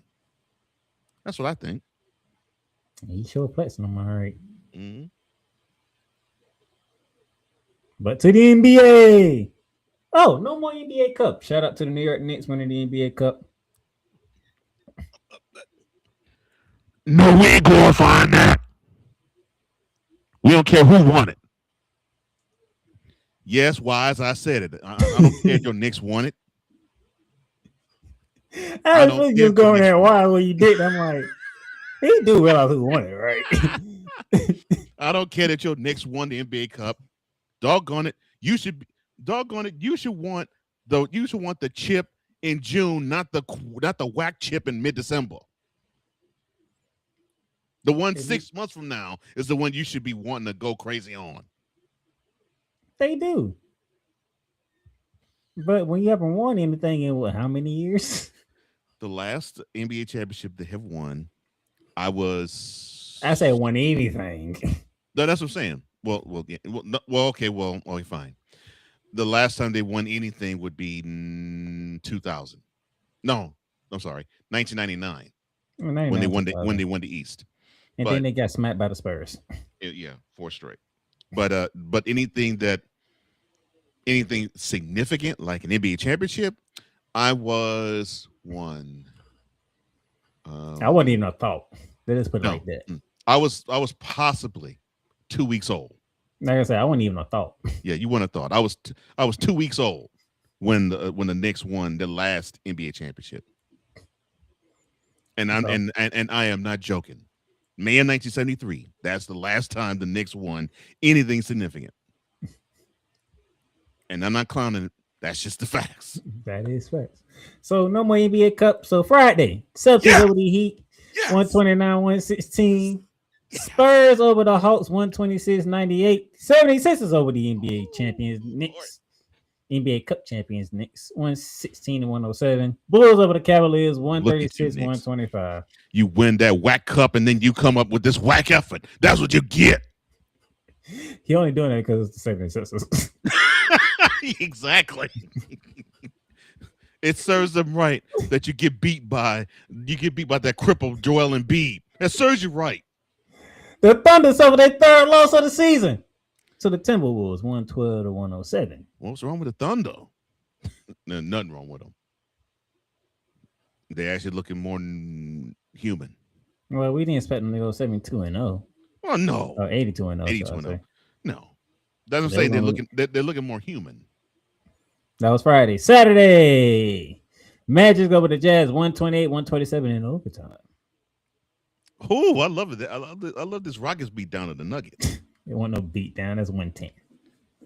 No, I see 115 Yeah, to I 10. know you see 115 to 10. It's actually 115 and 110. The Rockets went out. I know it's 150, 110. But I just had to say it like that. 76ers over the Mavericks, 121 to 114. You don't even like the 76ers, and the 76ers gave you 2 good wins. Well, okay, fine. The win against the Knicks, I could clown the Knicks for taking precedence of the NBA Cup to get whooped by the 76ers. But yes, thank you, MB Crippers, MB Crips. Thank you for Crips. Yes, MB Crips. Thank you for MB Crips for beating down the team in the city that I love the most. You're making me smile once again. Celtics over the Raptors, 112 to 96. Pelicans over the Pacers, 128 to 109. Pistons over the Hornets, 112 to 86. Wizards over the Grizzlies, 130 to 122. Y'all listen to the Wizards, really? The Wizards. I guess John Morant still ain't back yet, huh? Well, if John Morant is back, I think son, the name is basketball, not holding the gun. Wizards over the Suns, 119 to 116. Trailblazers over the Kings, 98 to 93. The Cole Johnson type of game right there. Yes, I love that. Give me effort on the defensive side of the floor. Yeah. Speaking of Cole Johnson type of game, Clippers over the Lakers, 103 to 88. That's what I'm talking about. That's right. Show yourselves. This is how you're supposed to look in the regular season. But the way y'all whack cells are playing, you might not make it to April. Before I move on, hey, we have a visitor. Oh, before I get to the visitor, Morant, drop the Glock. Okay, now I can talk. Vlog83 or Victor Lock or Vicalock. The Ed McMahon of the Snowman in the Morning show that normally comes on Snowman Multimedia, 8 or 9 or 10 a.m. Eastern every day. He says, I remember Wise saying that he hated the NBA Cup unless the Knicks won it. Then it would be the greatest thing ever. I wonder how Wise feels now. He feels that way. I haven't talked to him about it, but I know he feels that way.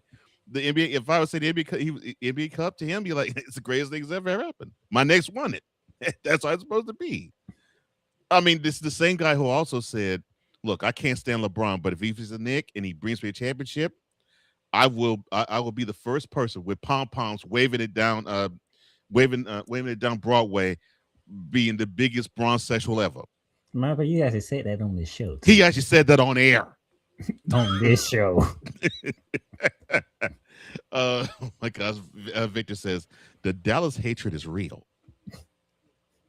Just know, sir, you have met a person who is not hating. I don't hate Dallas. I just hate Dallas franchises. You have met a person who this love affair that I have with all Dallas franchises is not motivated by the Cowboys, because I equally dislike the Rangers, the Mavericks, and the Wings, and the Mustangs, and the Horned Frogs. The Stars I don't even care about. Moving on to Sunday. But the Dallas hatred in terms of sports is real. Knicks over the Heat, 132-125. And I love it. Spurs over the Wizards, 124-113. Knicks over the Raptors. What is going on in Toronto? No, what's going on in Brooklyn? Y'all trying to actually play? What the heck is happening? Oh, and I know what's happening to the Raptors. Brandon, son, Glorilla is a girlfriend. Focus on the court, son. I actually think they got injuries that I need to look at. Focus on the court, son. Don't have your brain when she invites you to the studio having her spit her music. Timberwolves over the Bucks, 103-100. But y'all couldn't put that up. Y'all couldn't put that up against the goddamn Knicks. So he just glossed over the fact that I talked Glorilla. Yes, I sure did. How dare and I'm speaking the cause over now because the Kings beat the Rockets 125-124 in overtime, sir. You see, the Rockets are pissing me off. They're pissing me off. You have the lengthiest team in the league. I mean, your point guard is 6'7". I mean, come on now. Why are you allowing these teams, not saying the Kings are garbage, but why are you allowing these teams that you should beat? And they actually had a decent lead against the Kings in this game. How are you allowing teams like the Kings to beat you and to beat you in the clutch? Memo to Kevin Durant. They brought you behind for games like this and situations such as this. But your former teammate outshone you. Come on, son. Do better than this. My spotlight game from the weekend from the NBA, Mr. Johnson, I paid specifically just for you. Why? And it's not because of the teams that are involved. It's because of this. Why did Lord have mercy? So in a game of no defense, so that's why he chose it for me, the Bulls went to the A to play against the Hawks. The defense took a vacation because the final score was 152-150 in favor of the Bulls. No in overtime. Regulation. No overtime. How do you score a combined 302 points in a 48-minute game? How? This is not the All-Star game. You chumps allowed a combined 302 points in an NBA game. All y'all need to be benched. All y'all. I seen this said, there's no way. And then I looked at it. This game did not go in overtime. Oh my gosh. This is actually the final score in regulation. Now people clown me because I do love how the sport was in the 80s and in the 90s more than the sport that it is now. They would always, and I think the anniversary of this game actually happened. There was a game between the Pistons and the Nuggets. And this was back in 1984, where the final score is 186-184. But the thing is, they played 4 overtimes to get that score.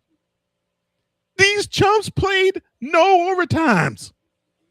They got to a 152-150 final score in regulation. That's a shame, son. Shame. Matas Rosales with 28 points. Kobe White with 21 points and 5 dimes, both of the Bulls. Right, 9 Bulls players. 9 Bulls players recorded double digits in points. When I was doing it, I thought nothing but you. I'm like, Cole is gonna have a field day with this. So we basically had 10 matadors all game long. Olay! And we talking about the Hawks. Who's supposed to be known for defense? Well, ain't known for defense in this game because there was no defense in this one. How in the world you? So a 42-point quarter, the Hawks scored. The highest 5-point quarter, the Bulls scored, and the first quarter gave you a glimpse of how this game was going to be. Each of them scored 38. This should be Silva. Look at this game, and I want you to go to every NBA team, and I want you to say, I want the 90s to come back because this needs to go. I'm glad you brought up the 90s, sir, because guess what? The highest scoring NBA game in regulation time was in November 2nd, 1990, when the Golden State Warriors defeated the Denver Nuggets 162-158, combining for 320 points. Yeah, the early 90s, it was a little more free-flowing. Yes. But when the Pistons started to really get copycats, that's when I started to really love the sport a little more. 152-150. See, I knew you was going to go off about the score, and I knew when you saw that last line that I put, you was going to feel some type of way. Like, how are you a professional team? You allowed 9 players to score double digits. That's 90 points at least with 9 players. How? You want to make it even more funny? Trae Young had 30. Trae Young had 35 in this game. So he probably led all scores. So that's a shame. No, Josh Johnson led all score. I think he had 38. And to make it even worse, only 3 other players from the Hawks scored in double figures. Oh Lord. So I guess in this game we must have had 115 threes shot. I ain't look at the stats. No. Because I just knew as soon as I saw the score and I said, let me look at the box score. I was like, yep, Coach Jones finna have it. As soon as he see this, he gonna put this. I might as well tee it up for him because I probably ain't gonna be able to say much because he just gonna look at that score and be done with it. Yes, because you see, Playmaker knows he knows me very well. He knows my basketball palette very well. I don't mind skill. I love seeing skill, but I want to see effort. And effort normally means you defensively get after teams. And you defensively get after players. No, actually. There ain't no effort with this. No, actually, the 3-pointers is pretty average. Okay, I'm sorry. So they shot about 70. So Bulls was 20 for 42 from the 3-point range, and the Hawks was 23 for 47 from the 3-point range. Okay, so I was conservative. So they shot 79 threes in this game. Okay. 79 threes. 79. That's another thing I'm probably. They shot more 2-pointers than anything. Now that I'm looking at the stats. The free throw. Jeez. 79 threes still. Jeez, that's what it was at the free throw line. Good gracious. So the refs were conservative with the whistle. I mean, they were liberal with the whistle. Okay. Chicago 26 for 39 from the charity strike. Oh, yeah, that's sad. The Hawks 25 for 32 from the charity strike. You all need your butts whooped. You should not miss a combined 20 free throws. And the Bulls 26 to 39 from. Come on now. 26 to 39 on the free throw line. Really? Yeah. They won. Yeah, they did win. They shot a combined 71 free throws. Good gracious. 71 free throws, 79 threes. No, 71 free throws. We're looking at 89 threes. Oh, 89 threes. I'm sorry, my bad. And then combined in the field goal, you're looking at 51 for 98 for the Hawks, 53 for 92 for the Bulls. So you combine those, you're looking at 190 shots from the field. So so each team shot great, which points to where's the defense? Yep, Bulls shot 58% from the field, Hawks shot 52% from the field, 3-pointers. Bulls were 48%, Hawks were 49%. Where's the defense? Defense? Matter of fact, now that I'm looking at the stats, I think I can cut down on the defense. 41 assists from the Chicago Bulls, 39 assists from the Hawks. So the defense in this game allowed a combined 80 dimes. 89 threes. What was it? You said 70? Was it 70? Well, I forgot. 70 what free throws? Combined 71 free throws. 71 free throws. 89 threes attempted. 80 dimes. And with the Bulls, 9 Negras scoring double figures. This is why I say the NBA and basketball in general needs an overhaul. You should not have games like this with final scores such as this in a regulation game. Goodness gracious. Before we end this segment, I have to go back in here. So I'm sure that as soon as one bucket was made, you all race down there and be like, okay, we need to take a shot before the shot clock gets to 19. Oh, sorry. Oh, pay attention. Oh, I'm sorry, Victor VLK3. He says, "Oh yeah, I remember why." It's talking about him saying that he'd be a pom-pom waver, not a hey though. Yeah, he actually said it. Oh, and he also says the Nets are trying to play their way out of the shadow realm. Good luck.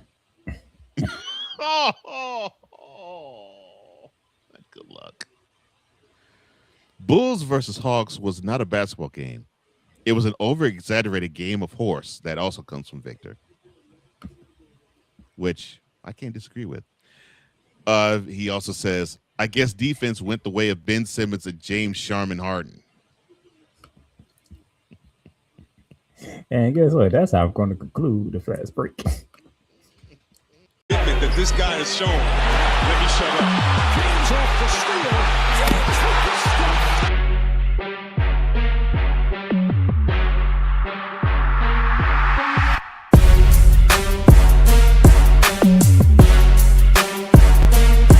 Rebound by Adams, his sixth. Morant blows by Primo.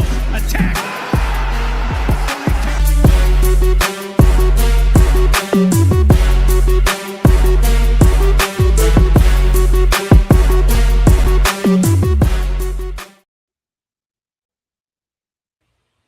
Commercial break in. When we come back, probably your favorite segment of the show.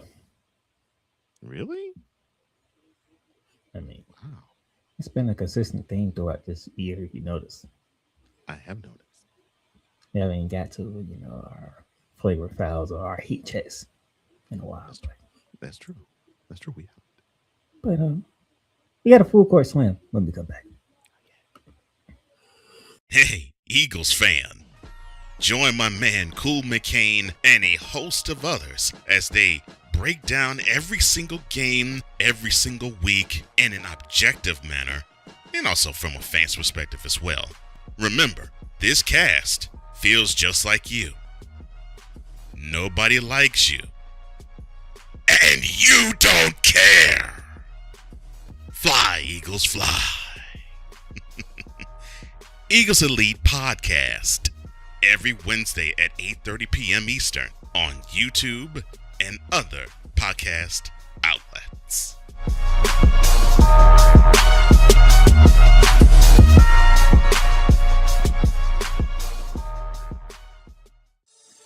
Shop hats and official sports gear at Lids. Lids is the leader and #1 destination for hats, gears, and everything that moves you, making it the perfect shop for fans to find official sports hats, merchandise, and gear. Represent your team, your town, and your style with a snapback adjustable fitted hat or beanie from thousands of college and pro teams. Browse the very latest sports jerseys and t-shirts from the best teams out there.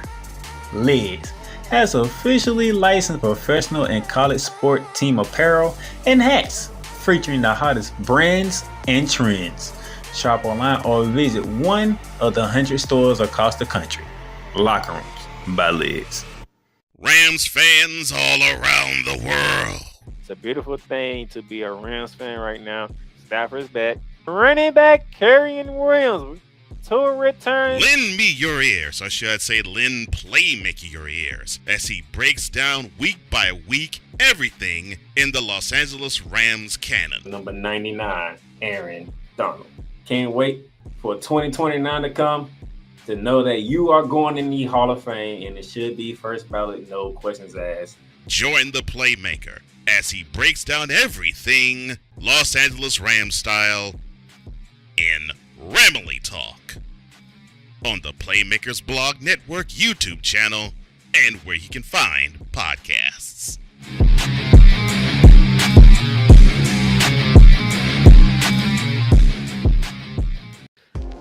This goes to best woman player in the world.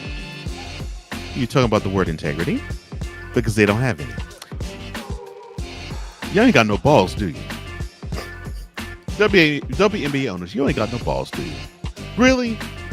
Really? So we should just tip our cups, throw through ice cubes in a small glass, and just tip the brown liquor. You talk about compromising? Because they'll be compromised doing it. It's on. It's the utter blasphemy. I'm sorry about that. Professionalism.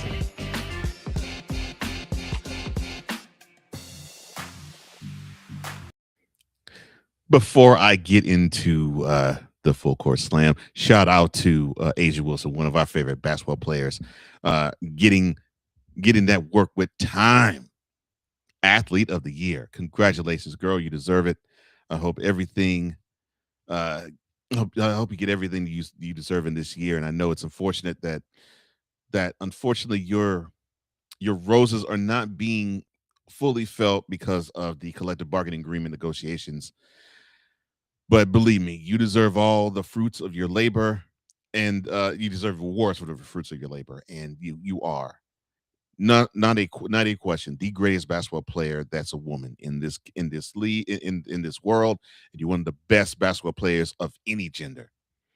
And I can't wait to see what you do in 2026 to see how your game has grown even further. Now, with those particulars out the way, I have to go at this route. So I was thinking of Playmaker. Playmaker was thinking of me. I was also thinking of him this week when I saw a story talking about Giannis Antetokounmpo and the Bucks possibly ending their marriage. It looks like the Bucks are going to be shopping his wares. Well, here's what I believe. Giannis, get out of there, son. Get out of Milwaukee. They don't want you, son. They don't need you. Get out of there. Get out of Milwaukee. You served your time there. Heck, you even gave them the first championship they've ever had since Kareem Abdul-Jabbar was named Lou Alcindor back in 1971. You gave them their first NBA championship in 50 years. Call it a day. And I know you're about loyalty, and I appreciate it, my brother. I appreciate you and your loyalty. You show how loyal you are to the Bucks, and you show how loyal you are to your no, I'm gonna say it, to your whack basketball playing brother Thanasis. I mean, he basically should be paying you some sort of stipend the rest of his life, because he would not even be on an NBA sideline if it wasn't for you. He should be paying his older brother some sort of stipend every week, all the way until you die. I mean, do you think he would be getting a salary worth $4 million a year just to sit on the bench and basically be your personal Gatorade boy? Your time in Milwaukee is gone. Find your best suitor. I mean, hey, I heard the Knicks are looking for you. I don't think that's going to happen. But, yeah, find the best deal for you, Giannis. But read it, though. Get out of Milwaukee, son. Get out of Milwaukee. Get out of Milwaukee now. Now, I have nothing against Milwaukee. I love the city. But unfortunately, the Bucks organization ruined you there. They did not have a clue as to what they were doing. I mean, because they traded for I still can't believe this. They traded for Damian Lillard just so they could release him and get nothing in return. That right there should show you how inept the Bucks organization is. Get out, son. Get out. Get out. And speaking of geeking out, Connecticut Sun, I know that your time is nigh. You did a wonderful job in 2024. You were one of the best teams in the league. But in an effort of showing how inept you are, that could only be described as wonderful as the 1-15 1989 Dallas Cowboys, you went from the penthouse to the house in 1 year. You should be proud of yourselves for that achievement. I mean, you went from heaven to the crapper in one off season. That right there deserves a standing ovation. But what's going to deserve an even bigger standing ovation is the fact that the WNBA knows, you know, And the ownership group knows that your franchise deserves to go back to where it all started. Not that franchise, but the WNBA. It should go back to where you had your first queens of the WNBA. That's right. The Houston Comets. That's right. Get the Sun back to Houston and then call them the Comets. That's right. We need to see more of these scenes. We need to see more of these queens hoist up a WNBA championship in Houston. Although it won't be in the Compact Center, it'll be in Toyota Center. But we need to see more of this. That's right. The pride of WNBA back to Houston. Now we can actually call it a legit basketball professional league. To have a team in Houston and to have the first champions be represented again. That's right. Get the Sun back to Houston and then scoop the Sun, complete the get out their system, get out the name, and then rechristen them the Comets. I mean, it's been done before. It'll be done again. But I'm proud of Houston. I'm proud of Tillman Fertitta, because the owner of the Rockets, he's been saying for years that he's wanted to get a WNBA team back to Houston. He tried it through expansion. WNBA is allergic to that, I guess. But they said, okay, well, if it's not going to come from expansion, we'll buy a team and we'll move them here or move them to Houston. Well, congratulations, Tillman. It looks like you're going to get your wish. The Comets are going to return to Houston. The Comets are going to return to the WNBA, and I'm going to return as the biggest WNBA supporter of all time. Yes, I cannot wait for that to happen. And something else I can't wait to happen. Adam Silver, I want you to look at this and look at it well. Take a wonderful picture of this. The NBA Cup is a bunch of bull. It shouldn't exist. What in the absolute is this crap? I don't give two craps that the Knicks won the third ever NBA Cup provided by Emirates. I do not care if we have this in Las Vegas. I don't care if we don't have it in the semifinal final round in Las Vegas. Get this pointless, this moribund, this crappy tournament and get it out. It does not belong in the NBA. It belongs nowhere. Let the women have their tournament. I don't even like theirs, but at least theirs make a little bit more sense than yours. I would like to eradicate that tournament too, but the NBA Cup is even worse. And since the Knicks are the champs of the in-season tournament, we can celebrate having real basketball return. Thank God that monstrosity is over. And for the next 10 and a half months, we don't have to deal with this crap. We don't have to deal with whack NBA Cup play. We don't have to deal with whack paint jobs on the court. We don't have to deal with BS uniforms. We don't have to deal with BS group play like it's the Olympics. Keep the Olympics the Olympics. Keep FIBA. Keep that international play. The NBA Cup needs to die. It needs to die now. So I'm happy that this monstrosity called the NBA Cup is over. Long live the WNBA. Long live the NBA Cup. I hope that you will have a wonderful death. Too bad we'll see it in 10 and a half months. Oh, so to review.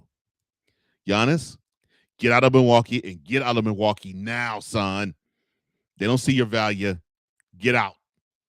Find a place that will actually be suitable for your talents. And yeah, you can take your water boy of your brother with you. He can warm up another bench. Congratulations, Houston. You got the Comets coming back to where they belong. And now the WNBA is truly a professional basketball organization. Because you got to have the champs return.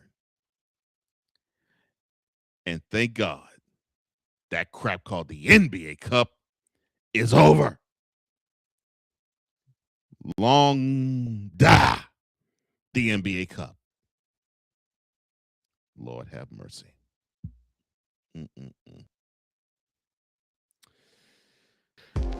This goes to best woman player in the world. You're talking about the word integrity? Because they don't have any. You ain't got no balls, do you? WNBA owners, you ain't got no balls, do you? Really? So we should just tip our cups, throw through ice cubes in a small glass, and just tip the brown liquor. You talk about compromising, because they'll be compromised doing it. It's on. It's the utter blasphemy. I'm sorry, my bad. Professionalism.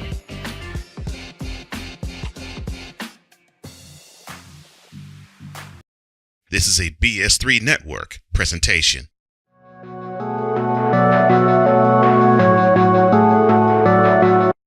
I want to do a TED Talk, but I don't have anything to talk about yet. I'm getting there. Life is for the living. We're not here that long. You can learn anything you want to learn without any money spent. What do I really enjoy? What do I really want out of life?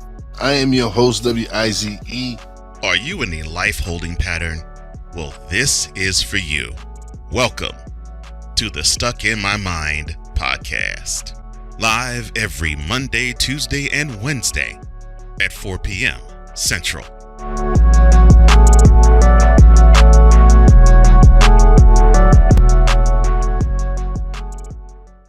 Sports fans are gearing up, whether it be for the madness of March, whether it be for the Super Bowl, or even a little thing called WrestleMania.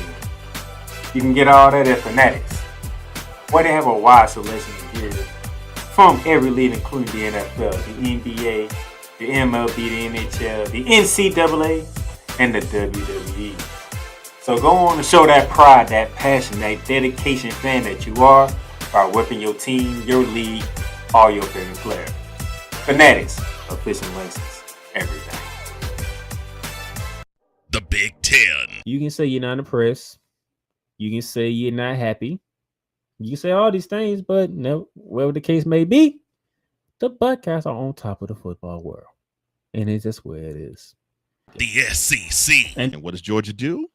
Well, as a team that has a championship pedigree would do, they came out full guns blazing, just like a tested SEC team would do. And Big 12. That team right there that is ranked 15 that put up 45 points. Yes, sir. They were picked dead last at the beginning of the season. The ACC. Start with the biggest name first. Chapel Bill now. It's no longer called Chapel Hill. It's called Chapel Bill because Bill Belichick is now the head coach of the North Carolina Tar Heels. The CLP rankings, do away with that. Right. Do away with it. Bring down the gridiron on the Playmakerz Blog Network YouTube channel and where you can find podcasts.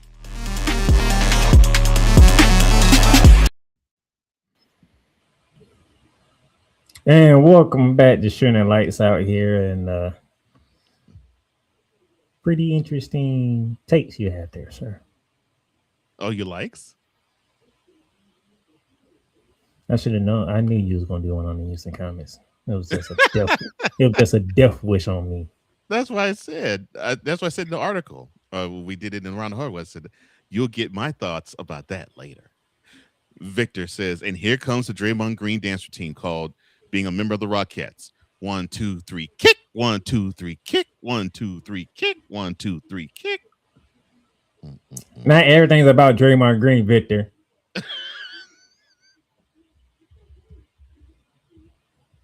That man has been quiet. Can y'all leave that man alone? That man ain't been causing no problems this season. Well, again, it's just I needed to express thoroughly. I needed to express. It had nothing to do with him. That was the whole point. No, it did. It did. I had to express thoroughly that. No, it had nothing to do with him. I had to express, Tom Izzo, he did a wonderful thing. In 31 years, he has coached wonderful programs. The most heralded of them all happens to be a football player named Draymond Green. Yeah, enough with the Draymond Green crap. Let's get out of here. It's not crap, and I didn't introduce him. I ain't tell you to elaborate on it. 1, 2, 3, kick. 1, 2, 3, kick. Don't you start. It's past 6 o'clock, and you still trying to keep going. No, we got another show. We got another show to do. I know, but it's hilarious. 1, 2, 3, kick. 1, 2, 3. You started it. I did not start it. Yes, you did. I did not. He got that from you from last week. So you started it. Didn't start it today.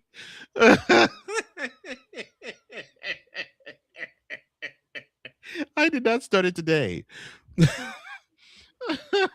Every time you bring something up, they run with it. Yes. Oh, I know. So the games to watch is a very, and I do mean very, light sweep in the college ranks. Well, yeah, it should be. Tonight, 20th ranked Final Nine of Illinois. They will be hosting Missouri, 8 p.m. FS1. Tomorrow, Harvard pays a visit to St. John's, 6 p.m. FS1. Villanova travels to Seton Hall to take on the Pirates, 7 p.m. on Peacock. That's the men's side. On the ladies' side, tonight, this game already started, probably already finished. Seton Hall and Creighton, they started at 4 p.m. They probably should be finished by now. And then coming up in less than 90 minutes, a game that I wish we could watch, but they didn't give me no station, which is stupid on their part. 15 ranked Missouri Ole Miss take on 24th ranked Michigan State. Now that should be a good game to watch on the ladies' side, but no, they didn't give me a channel. And then for the NBA tonight, Peacock Monday. See, I love NBC and Peacock. They give all the teams love. So now the Hornets get the national stage when they go play Cleveland at 7 p.m. Wow. What, Matt? What? A team can't have one national television game? People cried about that in the NFL. And you saw what they had. You saw what they did with that. Oh yeah, they're crying about Christmas Day already. Mm-hmm. The week just started. Yeah. You saw that. You saw after people cried about that. No, you can't have crappy teams on national television. And he was talking about the college football too, and college football player, which we'll talk about on Wednesday. Right. The Grizzlies after Hornets and Cavaliers, you got the Grizzlies and the Thunder at 9:30. I kind of want to watch that because they got a little rivalry going on. Well, the Grizzlies need to step it up, though. They do. Tomorrow, NBA Coast to Coast is back. Nuggets visit the Mavericks at 8 p.m. And then beat them down, Nuggets. And then Cole Johnson's Rockets take on his favorite team in the West at 10:30. The Clippers, you disappointed me, except for when you beat the Lakers. You're disappointing me. I want you to heal up and actually get a run together. I want you. I don't want you to be disappointing in November, December, January. I want you to be disappointing in late April and May. That's when you're supposed to be horrible. All right, Stephen A. Johnson. Why are you labeling me? Why are you labeling me that? Because you treating the Clippers like he treated the Cowboys. Oh, I don't want you down here yet. No, I want you up here because I want the drop to be precipitous. That's right. I want this precipitous drop. I mean, I want the expectations of the fans to be high around Christmas. I want all the Christmas and New Year's joy to be all with the team. They think they're going to be Super Bowl bound, and then when they get to the playoffs, bam, they get eliminated. And that's how you sound with the Clippers right now. No, this is not the time for y'all to fall. This is not it. No, we got to get into 2026 first, and then that's right. See, we have to get to past April 15th of 2026, and even then have a couple of games in the latter part of April where you actually look like as though you have a shot of beating the team you're playing to advance to the next round, and then drop Stephen A. Johnson. You are officially called Stephen A. You are officially Stephen A. Johnson when it comes to the Los Angeles Clippers. Don't you dare call me that. Actually, I have to, because one, he's older than you, and two, he started it before you. I'm not even talking about that. He does it with the fans. I'm like, I don't care. I don't give a crap about Clippers fan. It's just the Clippers themselves. Anytime it comes to the Clippers, he is Stephen A. Johnson. Not. Oh I said to the Clippers. I said to the Clippers, you are Stephen A. Johnson. I'm not even to the Clippers that. Oh my Yes, God. you are. You treat them like the Cowboys. No. Come up. It's not the time yet. Terrible, man. That's right. You need to be horrible in late Clippers. This is the time frame that you need to be horrible. My birthday's April 28th. That is when you need to start being horrible. That's when you need to start being garbage. And only about then, that's when you get to like the games 5, 6, and 7 in the first round. That's when you start to just be absolutely horrible. And you actually might eke out a playoff round. But when it comes to May, you all are hot garbage. Oh Lord. And then we're gonna go to Friday. Prime Video Friday. The 76ers host the Chicago. No, the 76ers go to Chicago to play the Bulls at 7:30. And then the aforementioned Clippers, they go to Portland to take on the Trailblazers. Now, Clippers, remember, the calendar says December. Play better. Play better. It doesn't say April. It says December. Come on, play better. And then the interesting thing is Thursday, Christmas Day, and it's all ESPN, ABC. Yeah. And it's been tossed that maybe the NBA has the better slate in football this year. Oh, come on. Lions, Vikings. Cowboys, Commanders. Broncos, Chiefs. Do we need to go further? I know what I'm watching Christmas Day. It ain't any of them three. Right. I mean, of course, we're both football fans, so of course we'll be seeing them. However, it looks like the NBA is going to be the NBA is going to be pretty good to watch, more so than NFL. It's a good thing I don't have Netflix on my phone. I do have ESPN though. So there you go. So yeah, you'll get a chance to miss 2 horrible football games, so you're good there. Cavaliers Knicks kick off Christmas Day at 12 noon.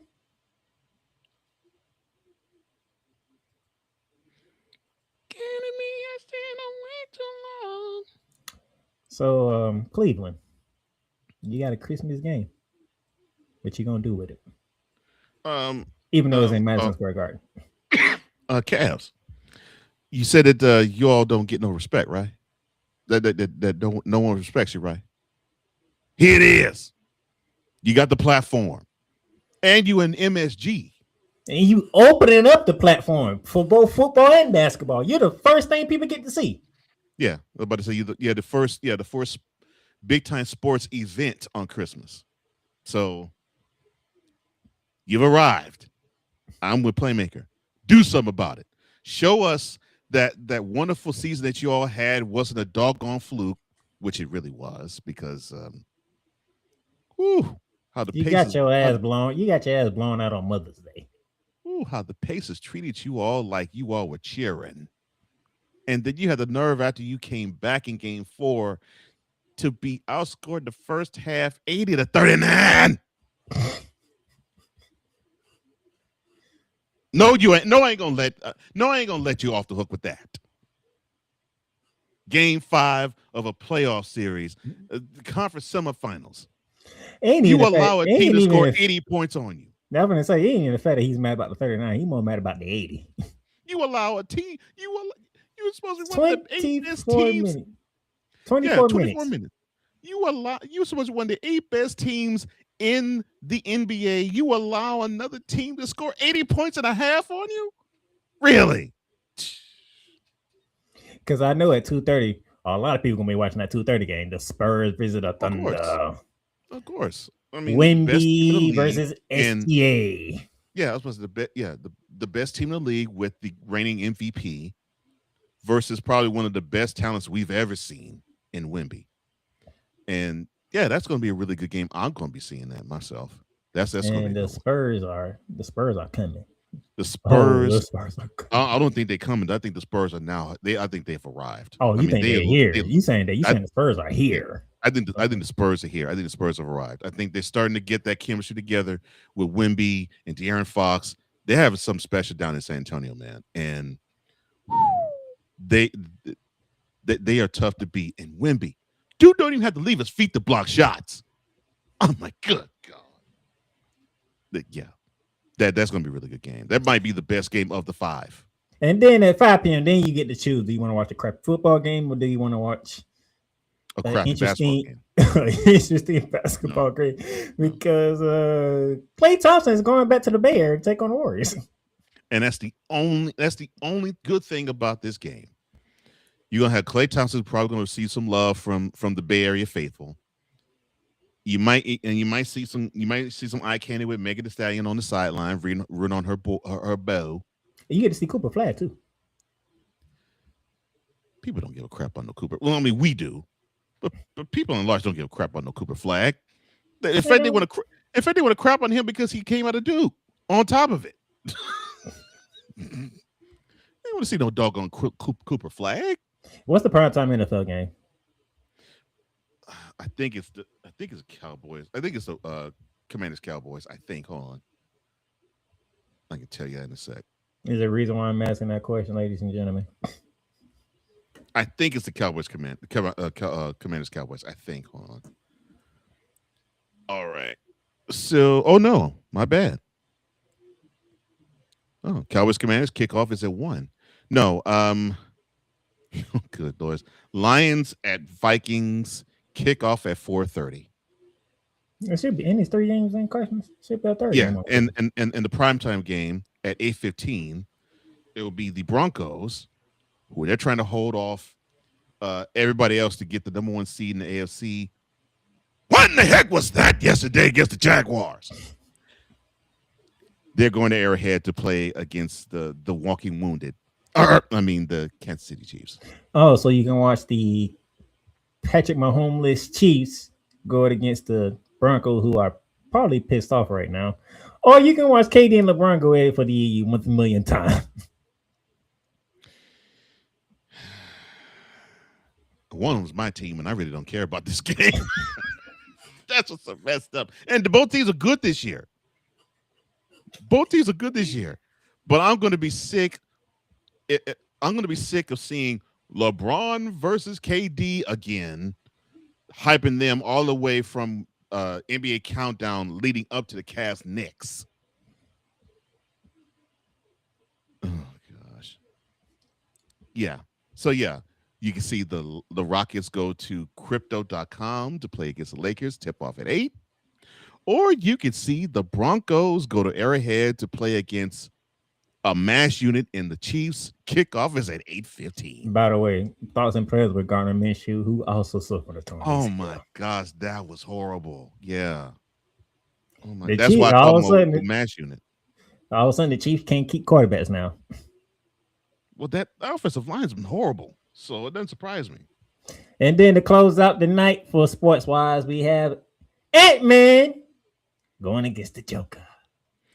Timberwolves Nuggets 10:30. This is actually a really good rivalry. I do like actually of the 5 games. This is actually a rivalry game of the 5.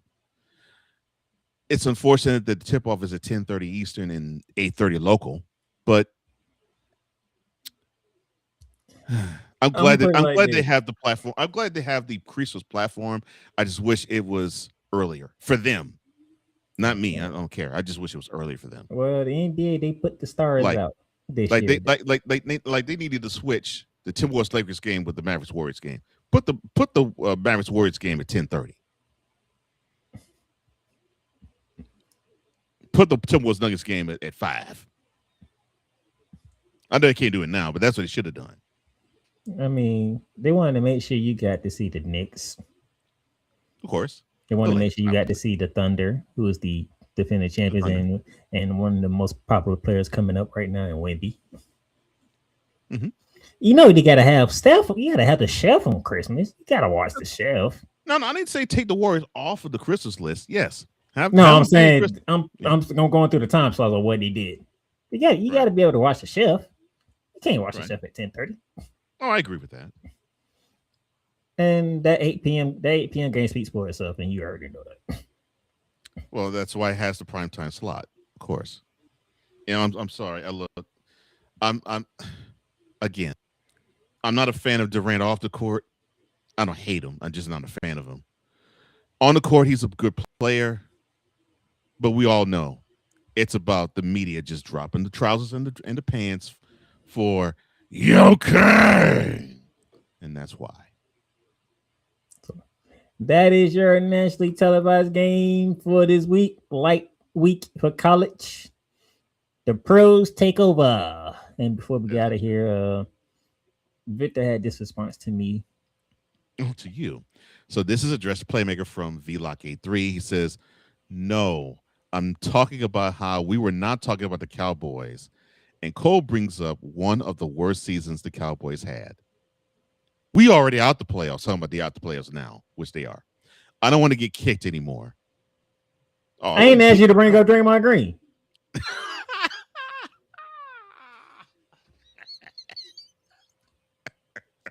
In that case, you have a problem with that. You take it up with the Commanders. They ain't do their job for you. They sure didn't. I mean, Cowboys fan. Oh. Victor says KD versus Jokic. Gosh, I don't know why you all like me doing that, but it's because you created it. That's why. I know, but it's a thrill for me. Victor. It is a thrill for me to kick the Cowboys, but not necessarily the team. I want to kick the fandom, and not you, but the fandom while it's down. It gives me great joy. Oh, I'm sorry, I have the wrong graphic up. It gives me sincere joy to actually say to those rose-colored glass. I'm sorry, the blue and silver-colored glassed Cowboys fan. Not you, Victor, not Ben, not Ivan, not a few others that I know who are actually reasonable fans, and they actually are reasonable about their Cowboy fandom. But the ones who believe that whack teams of theirs can go to the Super Bowl every year, I'm glad they're gone. And you should actually address your ire toward the Eagles and the Commanders. The two teams you hate the worst are responsible for you not playing in the postseason this year. Oh, and Cowboys fan, 31 years and counting.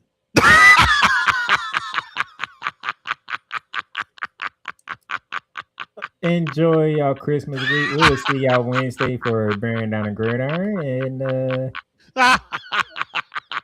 yeah, we just gonna end this. 31 years and You've done good. You've done great. But you can't stop here. You can't stop now. You gotta keep going. Through all your trials and your tribulations, you gotta keep pushing. Now, finish your canvas. Yeah. Gotta get it out the mud, that's the only way to win. Who am I to point the finger like I never ever seen? Been through the ups and downs like the letter N. They don't